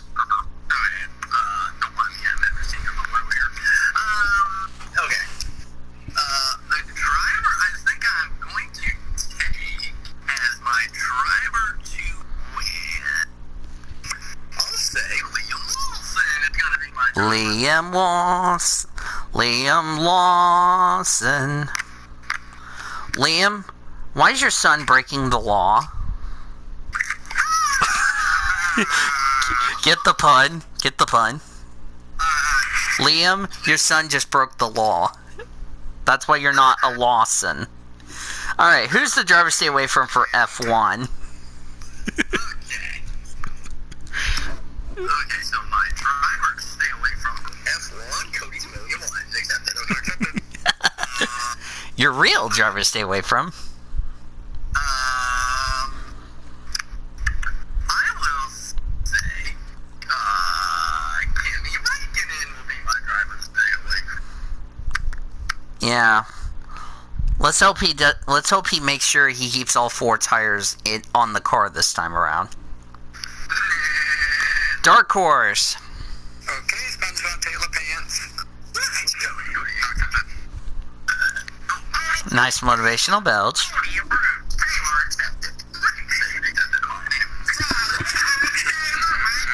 Who's the dark horse, Taylor? Okay. I am going to say, and hopefully I do not pay for that tax. I am going to say Pierre Gasly will be my dark horse. I'm the French driver Pierre Gasly. And hopefully he does not mess me up. Watch Gasly mess up to screw Taylor. I'll laugh my ass off if that happens. Driver to win. Okay. Driver, I'm going to take to win. Not. Wait. Nice derp, Greg, in my DM on Messenger.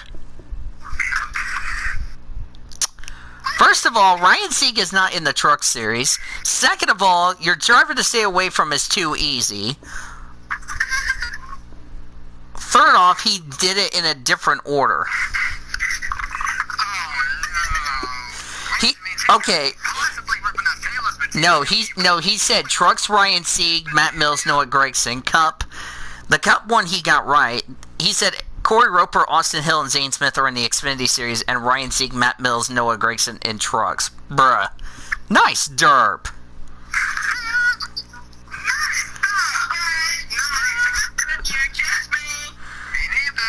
Okay, okay, who's your driver to win, Taylor? Sorry if I had to cut you off. You just said it back, David. Except if you eject us. Okay. Who's the driver to win, Taylor? Okay. I think I'm about to shock the living daylights out of you with what I'm about to say with this. Also, you speak wrong language. And now it's mine. I am gonna take Lando Norris as my... Bruh. I don't know if Taylor's crazy or if that's bold, but I'll give him props for it. Just saying. IndyCar, who's the driver to stay away from for IndyCar, Taylor?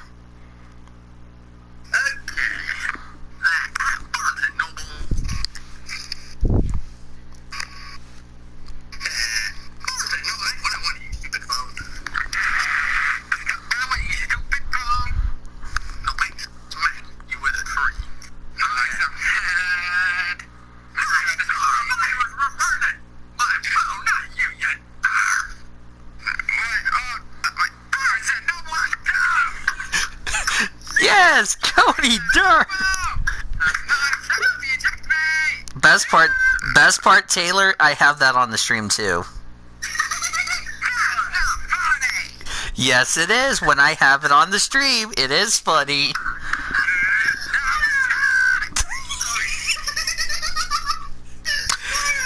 Okay, we need to add the Cody compliments of rages into a compliment. I'm gonna start doing that next year for the weekly show.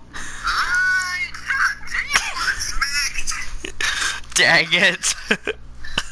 I hit the wrong button. Dang it! Oh! I have to give you props for that. I'm not gonna steal anybody's pick. If I do, you'll have to beat up my clone to get to me.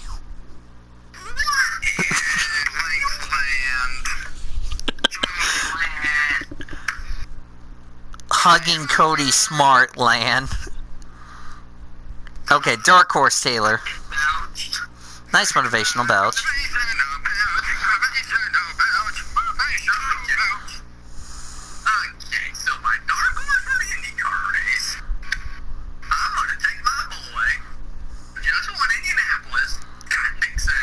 Wait a second. What is it? You just ripped off Greg's Dark Horse.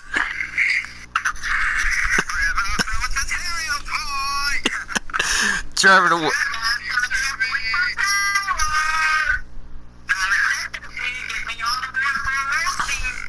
Driver to win, Taylor.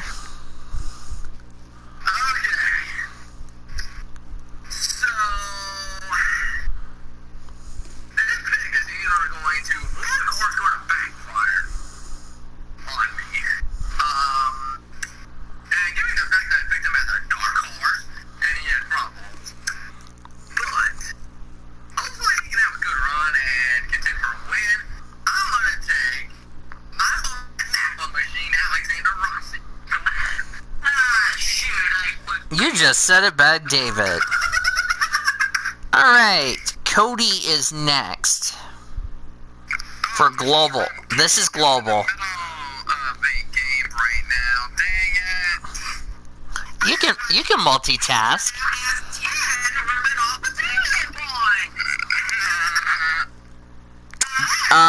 Do you want me to come back to you? Because I could go over Orman's global picks if you like. Yeah, that'd probably be a good idea. Okay, so for Nathan Orman, starting with Formula 3, driver to win, Liam Lawson. Driver to stay away from, Oscar Pistrati. Logan Sargent, the dark horse. Then race 2, he took David Beckham, driver to win. Max Fertel, driver to stay away from. Clement Novalak, the dark horse. For F1, he took Alex Albon as the driver to win. Nicholas Latifi, driver to stay away from. Lando Norris as the dark horse. 50-50 on the Latifi part, but I'll let that one slide. Orman derped. Okay, remember the rule I said both of your... Okay, here's what I said. Remember, I said both... Because remember what I said, both races... By the way, remember the rule I said both your picks from race 1 would count for race 2? Well, he gave me different picks for race 2, so those will not count.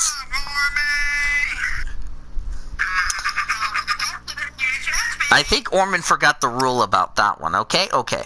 So anyway, for both races, he took Joseph Newgarden, driver to win. Alexander Rossi, driver to stay away from. Scott Dixon, the dark horse. And guess what? He did it again in his NASCAR picks. GG. So that's a double whammy for Orman. I'll have to tell him. By the way, the first picks you made would be the ones for race 2. Okay. Let me guess, you ripped that off from... Let me guess, you ripped that off of Whammy, I'm assuming. Alright. So while Cody's thinking about his picks, what, Dad? Anyway.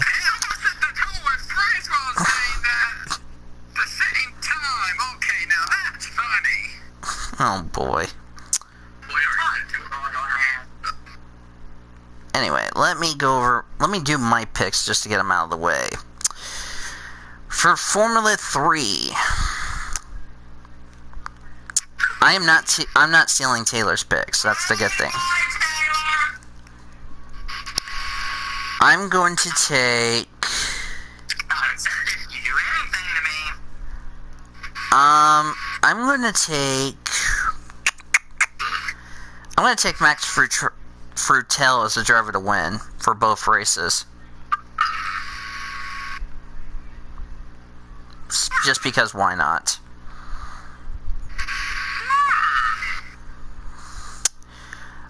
Stay away from... Callan Williams as the driver to stay away from.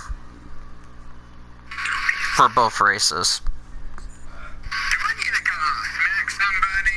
I didn't roast you, so.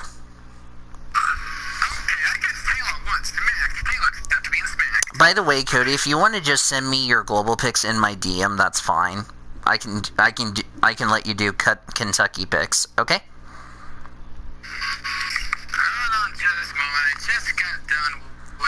Alright. Dark horse for F3. Because then we go to Kentucky, and that'll be easier for you, so. Dark horse for both races. Enzo Fittipaldi, the dark horse.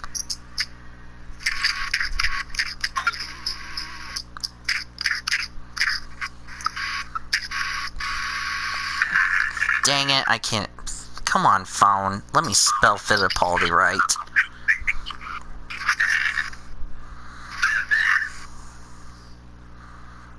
Alright.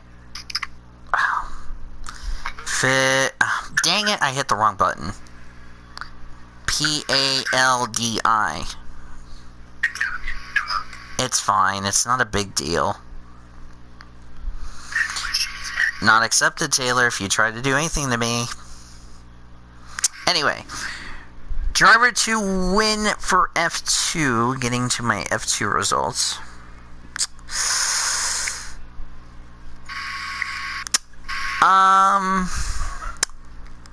Callum a lot as the driver to win.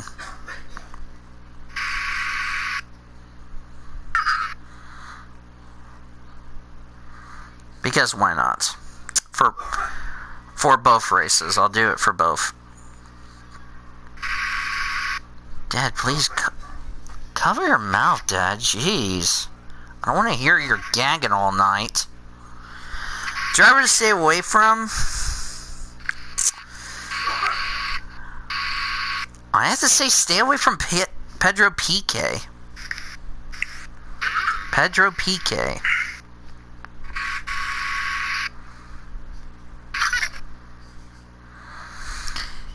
I just really think he's going to have another struggle at this track like he did in race 1. Dark horse for both races. I'm not taking Taylor's pick because I want to go different. I'm not taking Nikita Mazepin to please Taylor. I'm actually going to take Sean Galei as my dark horse for both races. There you go. For both races. For my F1 picks, driver to win. I'm gonna say.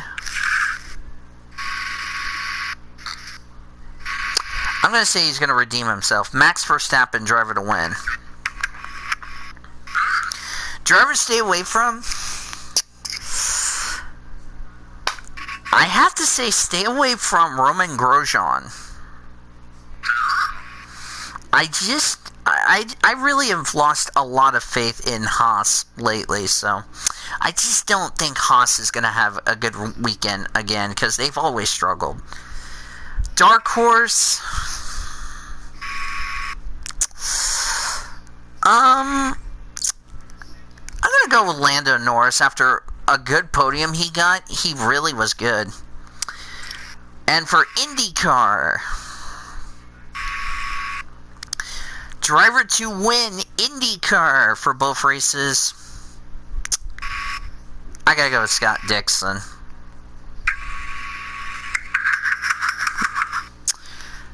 Driver to stay away from? Oh boy, this is not... Oh, I don't want to do this to Ormy.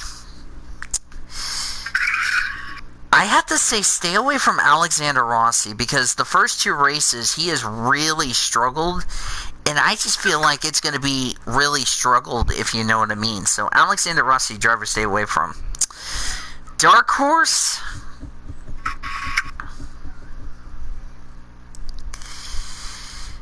I'm going to go Will Power as my dark horse. Alright, I'm ready for Cody whenever he is.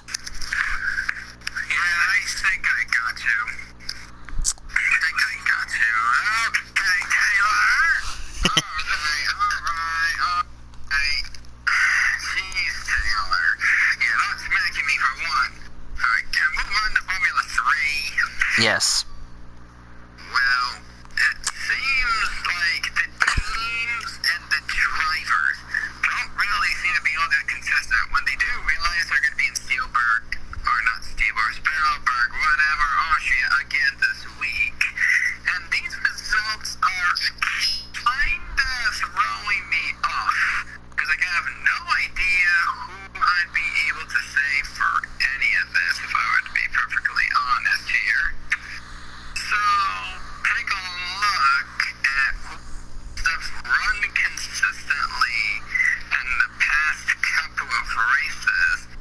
I may or may not have to agree with somebody here. If you want to know what I said in the President's Chat, I'm not going to say it on the air, but somebody derped. Someone said rack 1 instead of race 1. Bouchard. Anywho. I feel like if there is a consistent driver who could probably win the race, I mean, it's very hard to tell coming out of this. So I may pick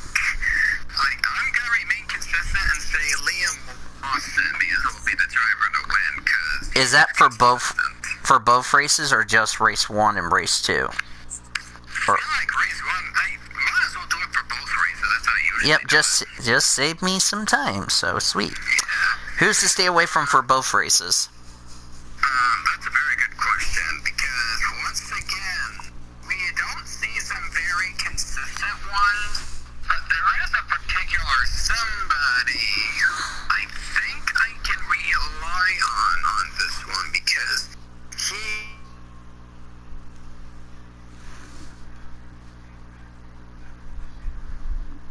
Did we lose Cody Smart? Up there goes Taylor.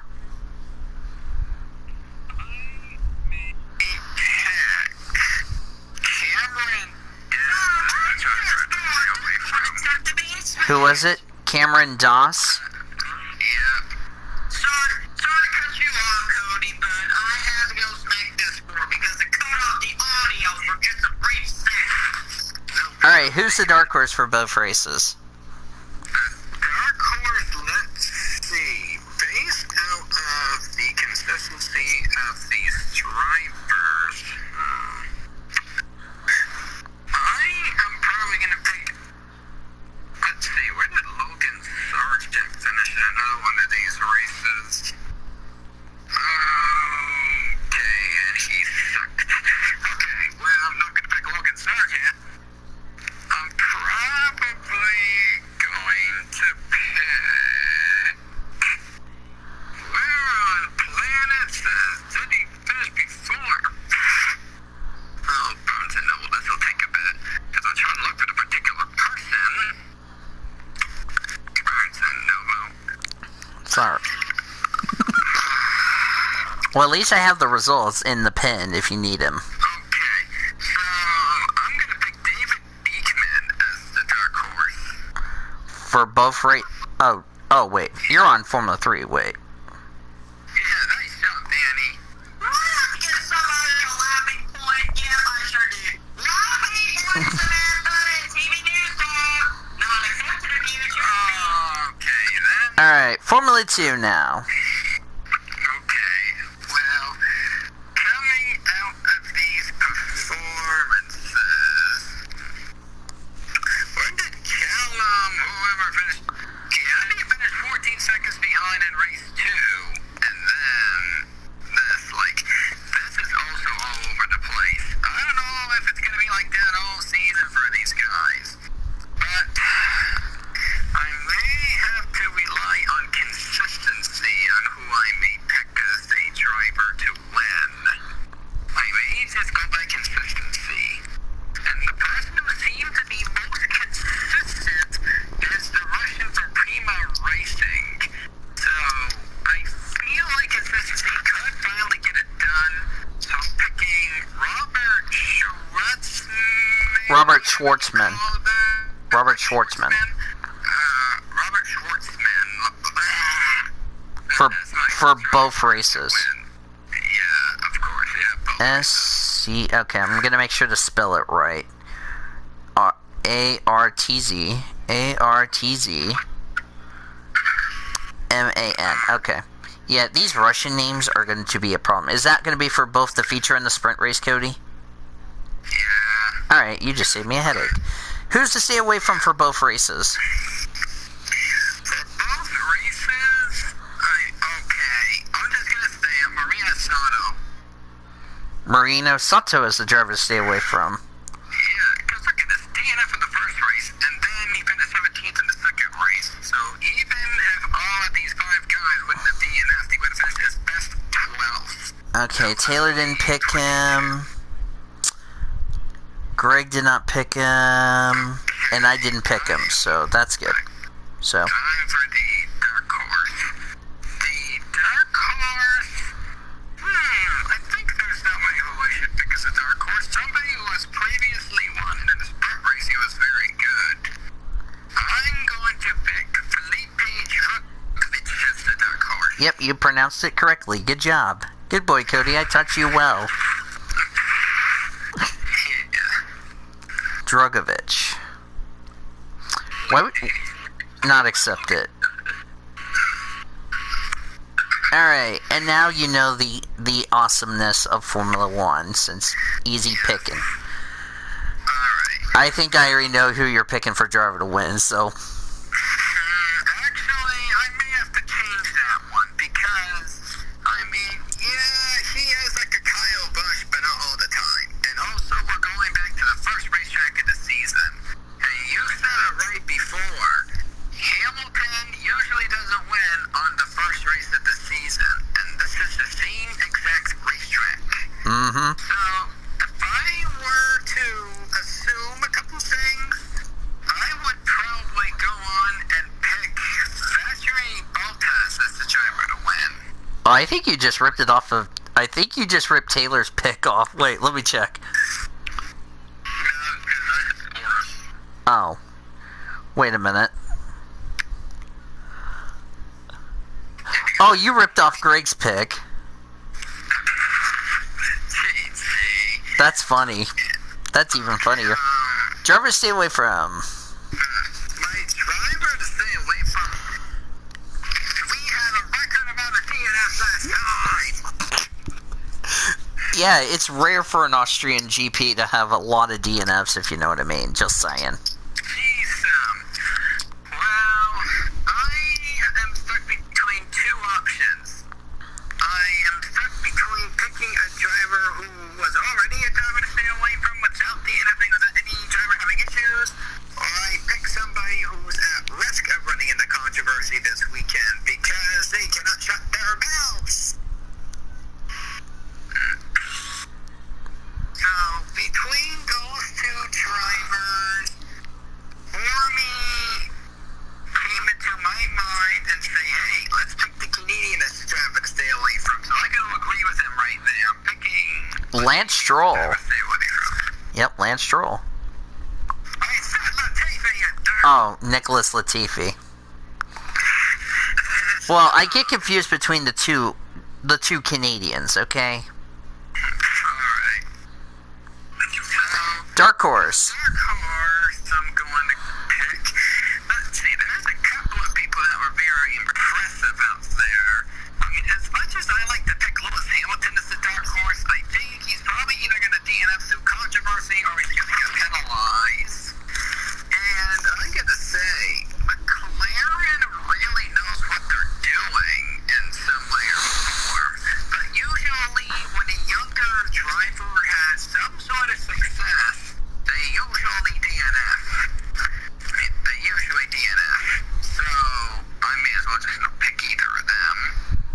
I think somebody we really need to give credit to is somebody who we historically known has done good. And I feel like he can probably do a little bit better than he did last week and almost today. I'm going to make a slightly ballsy pick and say Sebastian Vettel is my dark horse. And last but not least, IndyCar, and then we're going to Kentucky. Now remember, it's both races. Both races you're making. Yes, that's why I'm taking a look at the IndyCar entry list. It's the same drivers, I think. Okay. It's William Wise. Not accepted already. Alright. So, moving on. Who's on the entry? Wait. Dalton Kellett is racing this weekend. I forgot to mention that. Max Chilton's in the 59. Connor Daly's in the 20 this week. And that's it. That's easy pickings. That's the part-time people. Everybody else you probably know. Alright, so taking a look at Road America is usually dominated by a Penske driver, if I am correct. And I know it wouldn't be Will Power, but between Newgarden and Pagenaud, I mean, Pagenaud could be the contender that could be Dixon.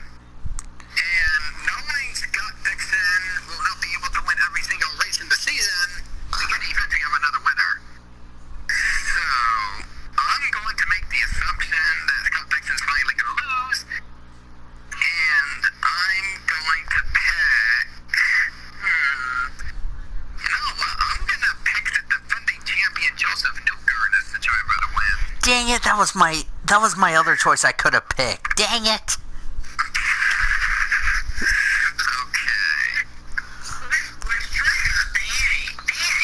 No, I was like, oh gosh, I hope I don't pick the wrong person. Alright.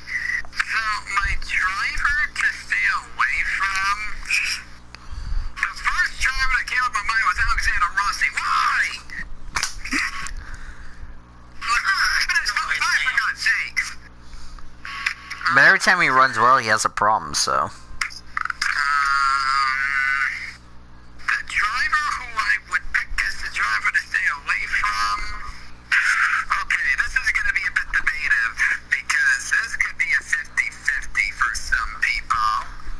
I may pick... Well, he's had a couple of good runs, and he somehow managed to wow us at the Indy Road Course. As a rookie, you already know it's by luck. Unless your flea likes Rosenquist for whatever reason. I'm taking a slight risk of assumption. So I'm going to pick Oliver Askew as the driver to stay away from. Oliver Askew. Nice. And your dark horse. My dark horse? Okay, not picking Alexander Rossi. If you pick Rossi, that would be bad. And pick one of the safest picks you got, which would be Scott Dixon as my dark horse. Alright, now it's time to head over to Kentucky. Thank God for that. Taylor, over to you. Now, it's Xfinity, Trucks, and Cup. Let's start with you, Taylor. Who's the driver to stay away from for Xfinity? And remember, this is for both races.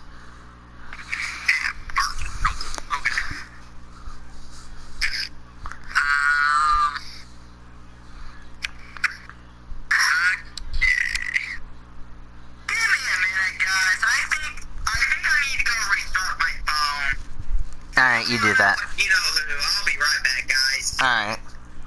Alright, go ahead, Taylor. Okay. So, the driver, I think I'm going to go with... I think I'm going to say Austin Cindric is going to be the driver to stay away from. Ooh. And remember, that's for both races. I do want to remind you about that.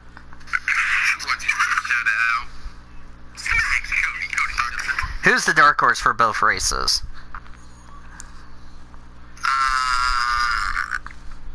Let's see. Well, I think I'm going to go with one of my boys. He's been doing really good, and providing he don't have too many problems, I think he can have a good run. I'm going to take my boy Justin Haley. Justin Haley, the dark horse. And your driver to win for both races?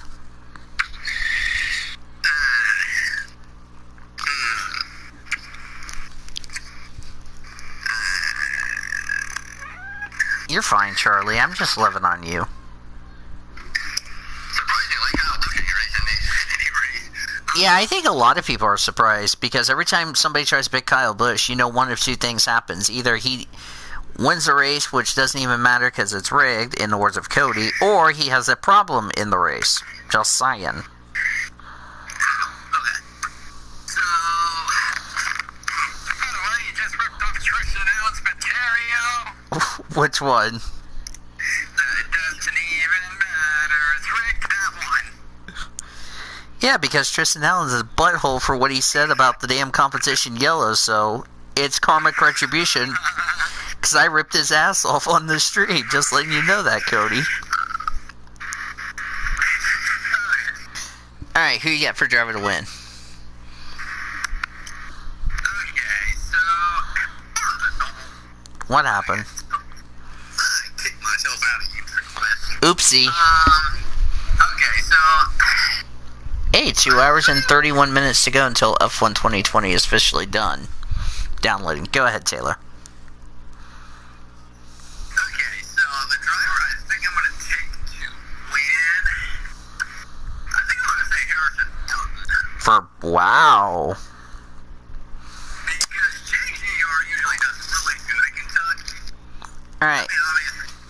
Obviously Harrison Burton. Alright, who's the driver to stay away from for the Truck Series? Okay, question. Are all 40 trucks going to make the race? Yes, because there's no practice in qualifying. Because here's the thing, though. If NASCAR says, for example, if NASCAR says we're canceling practice and qualifying for the remainder of the season, then looks like everybody will make the race and nobody goes home, barring if we don't go over 40 for trucks and Xfinity. Just letting you know. I was just making sure before I talk.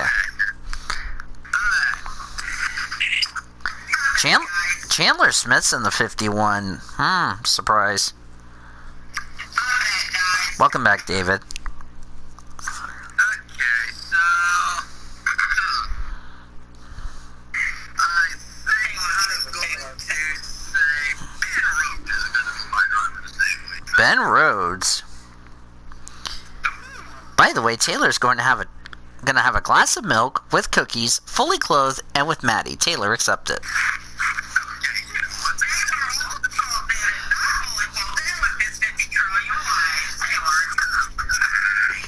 Who's the dark horse, Taylor?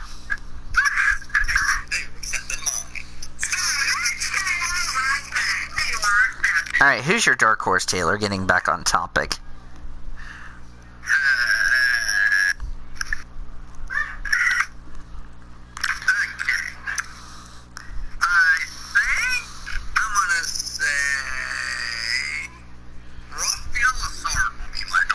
Wow.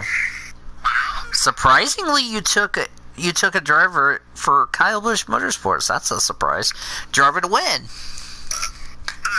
Nice motivational belch if you just belched.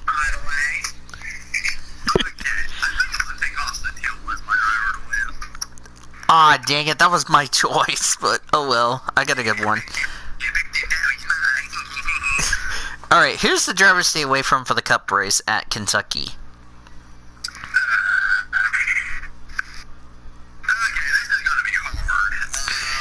Yes, it is going to be hard. And again, everybody is locked in, just to let you all know that. Okay, I think I'm going to say Clint Bowyer is going to be my driver to stay away from. Alright. Now, I do want to make a little note. If you guys pick Jimmy Johnson as the driver to stay away from, it will be replaced by whoever will take the 48 if Johnson's not able to be cleared to race. I want to throw that little disclaimer. Who's your dark horse, Taylor?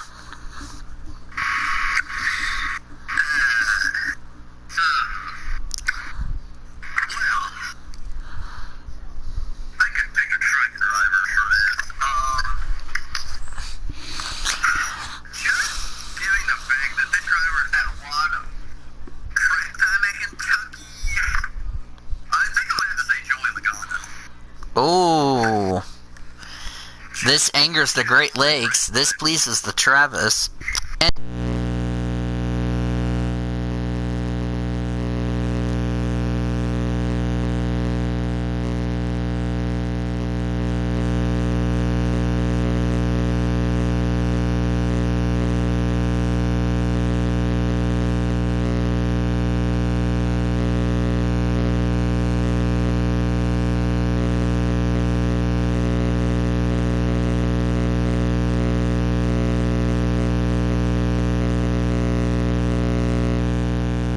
Smart. Alright, pretty smart.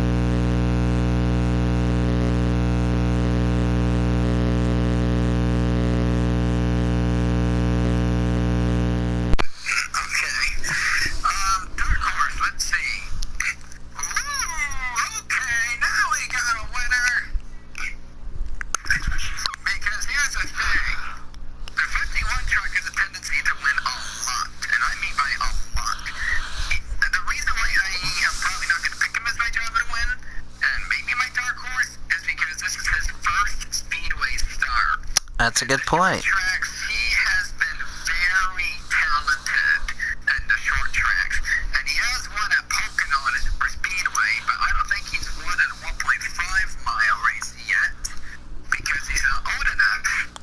So I believe this could be his chance to try to gain some experience, maybe not win the race, but probably a top 5 or top 10 in his first Speedway race, to try to prevent Joe Gibbs from using his grandson as a driver for trucks. I think he's a better one to call.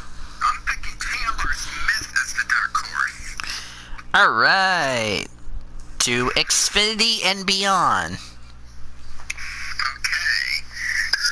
That was a Toy Story reference I just ripped off. And apparently this has to be for both races. And it looks like the driver agenda has barely changed.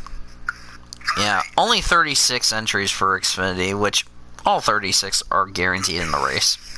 We just don't know who's in the 36. That's going to make things a little bit harder on me. Oh boy. So, the driver who I think is going to win the Xfinity race, I think Cole Custer won the event last year, if I am correct. Yes. So, oh, for the love of God.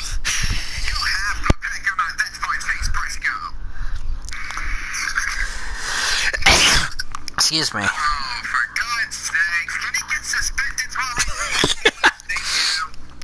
Oh boy. Driver stay away from. The driver who I think is to stay away from. Okay. There's a car and a team who has gotten lucky quite a few times in these past few races.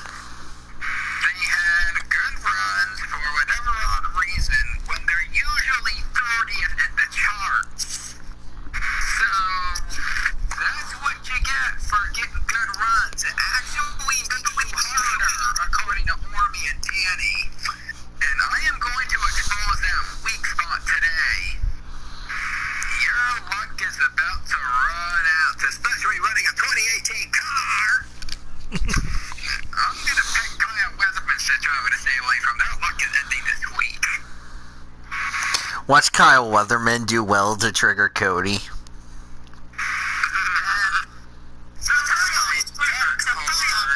Let's see. At first, when I think about my dark horse, I was probably going to think about Brandon Jones, but he has been wrecking a lot lately and running out of talent. So, let's see. If I were to pick somebody to be a pretty decent dark horse, this one might help me or screw me. It may, I don't know. This one is going to be pretty risky knowing that it's 2 races. The driver, who I think could be the dark horse, this could be my riskiest one in the Xfinity all season. But I mean, to be fair, in the past 1.5-mile track when he was racing part-time in trucks, he did do pretty impressive. And I think top 10 his debut. This could be risky, and this might bite me. But I am picking Izzy Alfredo's as the dark horse. Alright. And now for Cup. And then David, you're next. Your first picks you finally get to make after being quiet this entire time. Alright.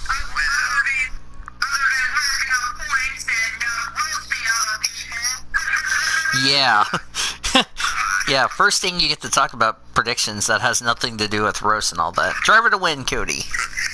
Alright. Well, there are 2 drivers you certainly need to watch out for. They are Kevin Harvick and Denny Hamlin. Do I think either of them are going to win at Kentucky? Well, Ford has usually been Penske winning the race, so I'm probably not going to pick Harvick. Hamlin, on the other hand, he has won, I think, twice, if I'm correct. Twice or once. I don't know. Let me check. Well, I want to say he won the inaugural race. no, Kyle Busch won the inaugural race in 2011. Okay, I thought he won it Let me look. Denny Hamlin, Kentucky stats. No, Kyle Busch I know won the inaugural race. Okay. Hamlin's average is a 14.8. Hamlin has never won Kentucky before. What happened, Taylor?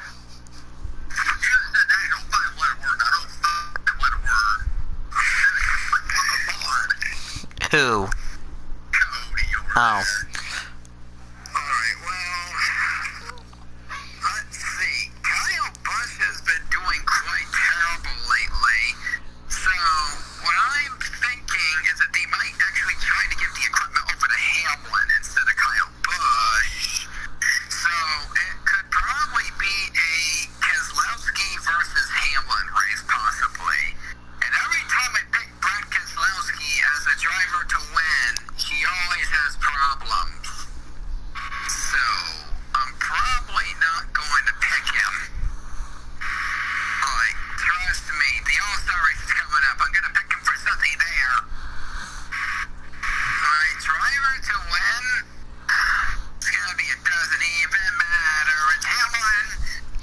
Denny Hamlin. Wait till you hear who my picks are when we get to mine. Alright. So, the driver to stay away from, let's see. My first choice, okay. Well, I noticed something in Indianapolis the other day. I noticed that John Hunter Nemechek was not the only one who was going kind of OP lately. His teammate, on the other hand, I don't know what on planet he's doing. I mean, what are they doing that even Rose Fenway is doing?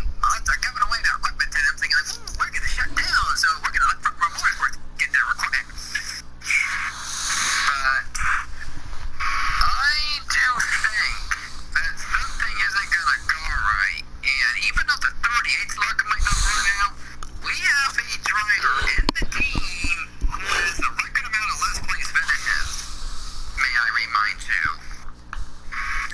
So, I'm pretty sure Army is not going to say this is too easy because they literally were given equipment and picking Michael McDowell as the driver to stay away from. Yeah, but remember, Michael McDowell's been doing some good, consistent runs of late, so. That's why I picked him, because he was kind of lucky. And John Hunter Nemechek did it. 1, 2, 3. Sure, you'll get the old point for picking him. Dark horse. Because he was a J.L. Ward. the other day I picked him as a driver to win. He almost won the race, okay? And then I picked him as a driver to stay away from twice in a row. He decides to not do that. It's like, okay, I'm going to test your teammate. Okay. If you would have picked him as a dark horse, you would have been wrong. I would have laughed my ass off, Cody. J.L. Ward. Dark horse. This one might also be kind of risky. Because it seems like in his return to Cup, it's like he just randomly ran out of talent and just did nothing. Nothing at all. I don't know what's wrong with that, but he did absolutely nothing. So, as I take a look at him, I feel like he actually should be giving his second chance in driving the 48 car. Because we all know the quarantine rules. So, I feel kind of bad for what happened at Indianapolis because I felt like he could have been somewhere between 15th and 25th. This one can also be kind of risky for a dark horse. But I'm going to pick Justin Allgaier as the dark horse. Or whoever's in the 48. I'm pretty sure it's going to be Allgaier, but yeah. What, Dad? Dang it, if you would have said the other one of the two other ones would have gotten the board. Okay, give me a sec. I'll be back. We'll get David fixed.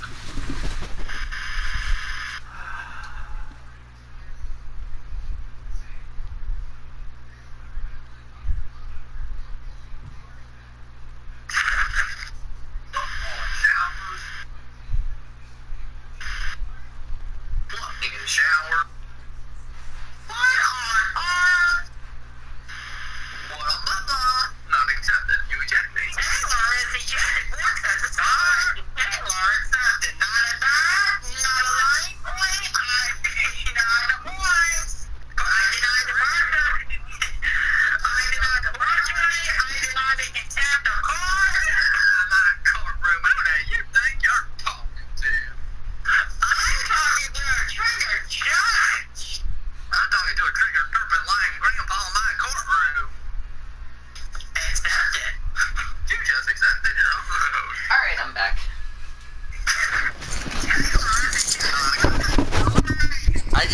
Okay. I want to say something real quick before we get to David's picks. We're now 3 hours into the show. Can you believe that? This is the longest weekly show to date, folks.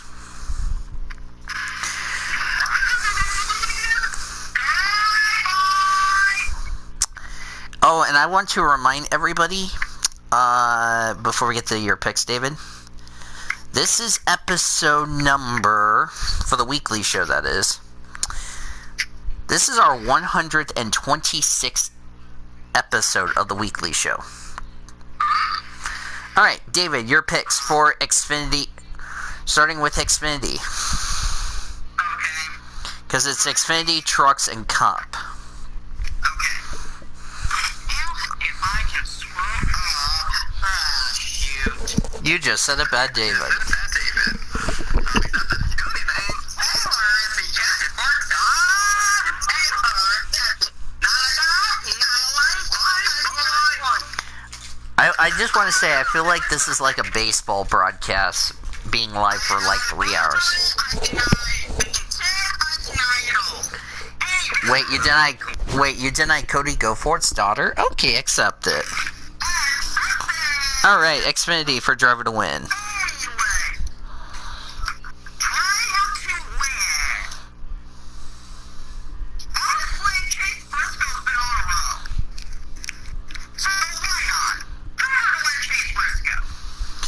And guess what? You just ripped it off, I want to say, of Cody Smart. Not accepted. Nope, we tied. I said not accepted, so. I said accepted. By the way, somebody's been begging to call me all day, and apparently I haven't been calling her yet. By the way, it's just a cousin of my girlfriend. That's Alright. all. Not my wife, Taylor. Wait, Taylor. Oh, wait, because I said something in the middle of it.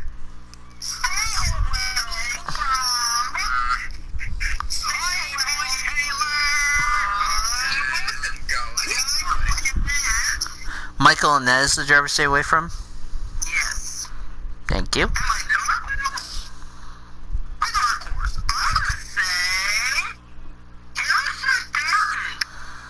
Alright. Alright, Trucks.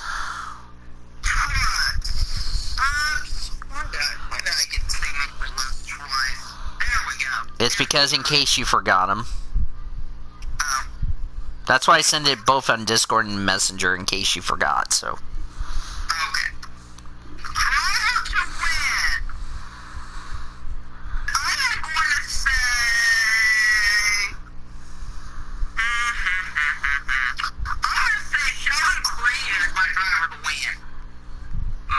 Wow.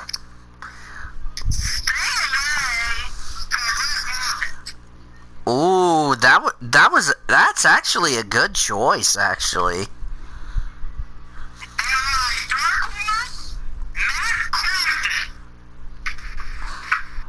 Oh, I like that choice. By the way, we want to thank Cody for joining us for the weekly show, by the way. Cup Series, your driver to win.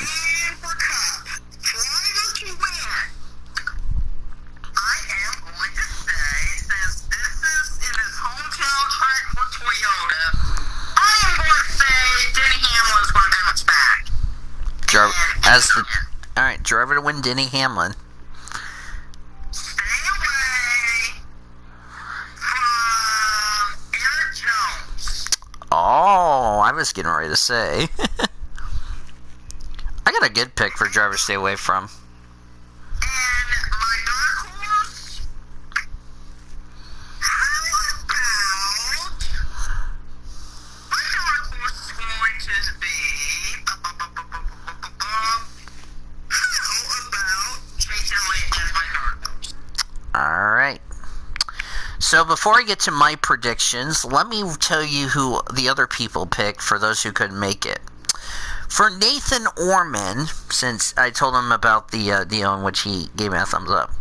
For Xfinity for both races, he took driver to win, Noah Gragson, driver stay away from Daniel Hemrick, Justin Haley, the dark horse, which angers Taylor because he stole your dark horse. For trucks, he took Johnny Sauter, driver to win, Todd Gilliland, driver stay away from, Grant Enfinger as the dark horse. For Cup, he took Kurt Busch, driver to win, Ryan Blaney, driver stay away from, Martin Truex Jr. as the dark horse. For Greg Rutz, for Xfinity, he took Ryan Sieg, driver to win, Matt Mills, driver stay away from, which he needs to change that, otherwise that pick will not count. Noah Gragson, dark horse. For trucks, he took Corey Roper as driver to win, Austin Hill, driver stay away from, Zane Smith, the dark horse. And then Cup, he took Brad Keselowski, driver to win, Todd Dillon as the driver stay away from, not Ty Dillion, Greg, ya darp. Kevin Harvick, the dark horse. Who's Ty Dillion? I know Todd Dillon, but Todd Dillion? Nice dirt, Greg. Alright, it's my turn for picks. Oh, dang it. I hit the wrong button. Alright, Xfinity. Driver to win, you know what? Chase Briscoe. Just for the hell of it.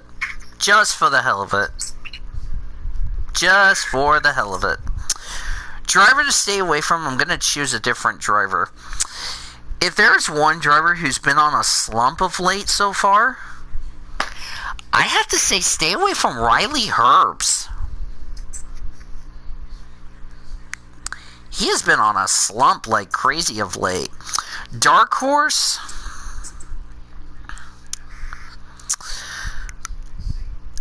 You should have picked him. Ross Chastain's the dark horse.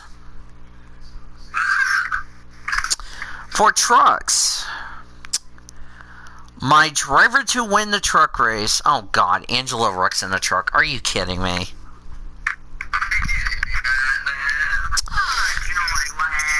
J Ward.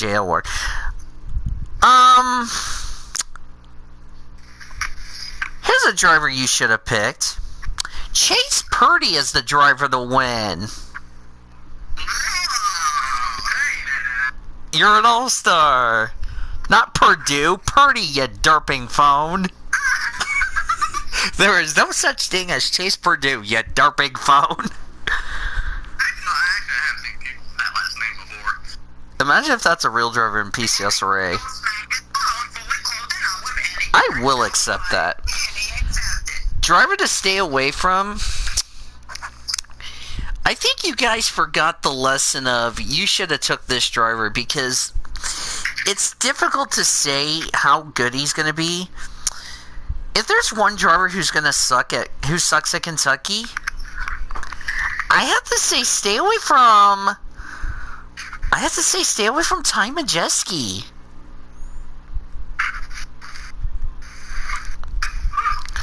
My dark horse? What'd you say, Taylor? Dark horse? I have to say Spencer Davis as the dark horse. Yeah, I took a bold pick. Let's see if that works. Alright, to Cup.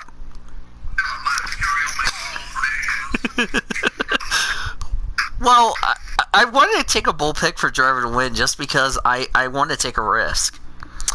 For Cup, driver to win, I gotta please Taylor. Martin Truex Jr. as the driver to win.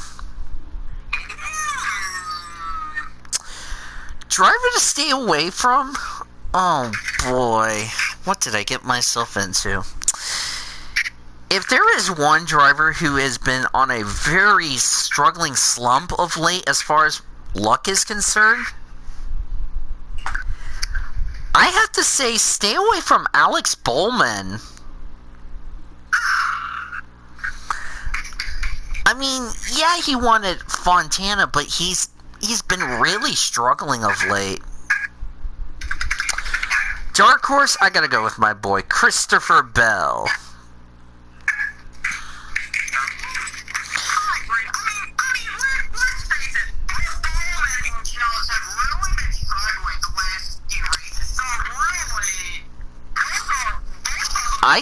I also have to add Ricky Stenhouse is also in that equation.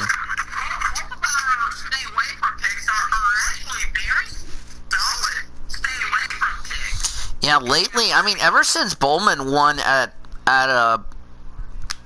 Fontana, he's been really struggling of late. So let's get to final thoughts.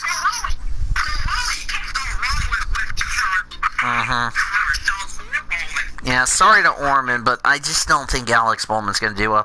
I actually looked up Alex Bowman's little stats. He's got an average finish of like a 30.75, which is technically 31st place. That's why I took him as the driver to stay away from. Look at that average finish in his 4 starts. Eric Jones has a 5.33 average finish. 5.33. So I took you know, another thing, I just went ahead. I'm surprised nobody took Chris Buescher. I could have took Buescher, but oh well. Final thoughts. David Heller, you're first. Your final thoughts.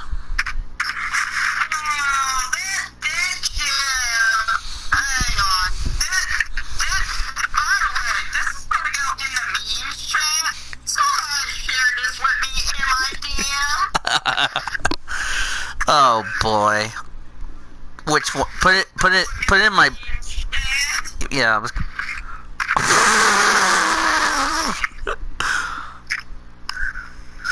Should I ping Taylor? I'm gonna ping Taylor.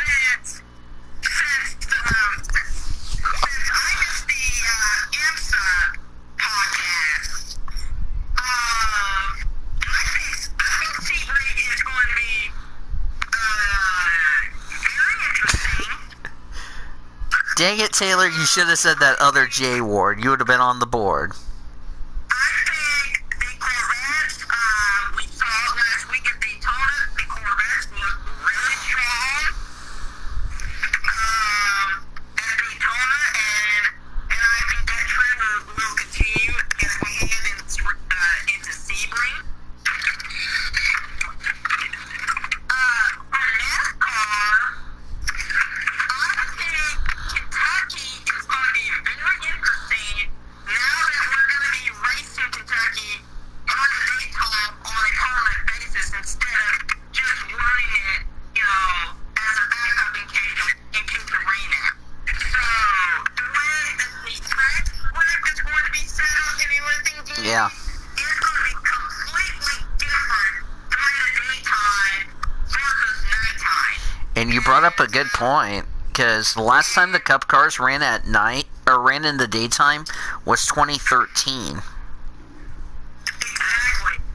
And that was the rain-out race. Yes. Looking at the weather radar, we look like we could have rain, but the good news is for Kentucky Speedway is we have lights, so we can wait as long as we want to, so. Alright, Zachary Taylor, your final thoughts real quick, so we can end off this 3-hour marathon of fun. Okay,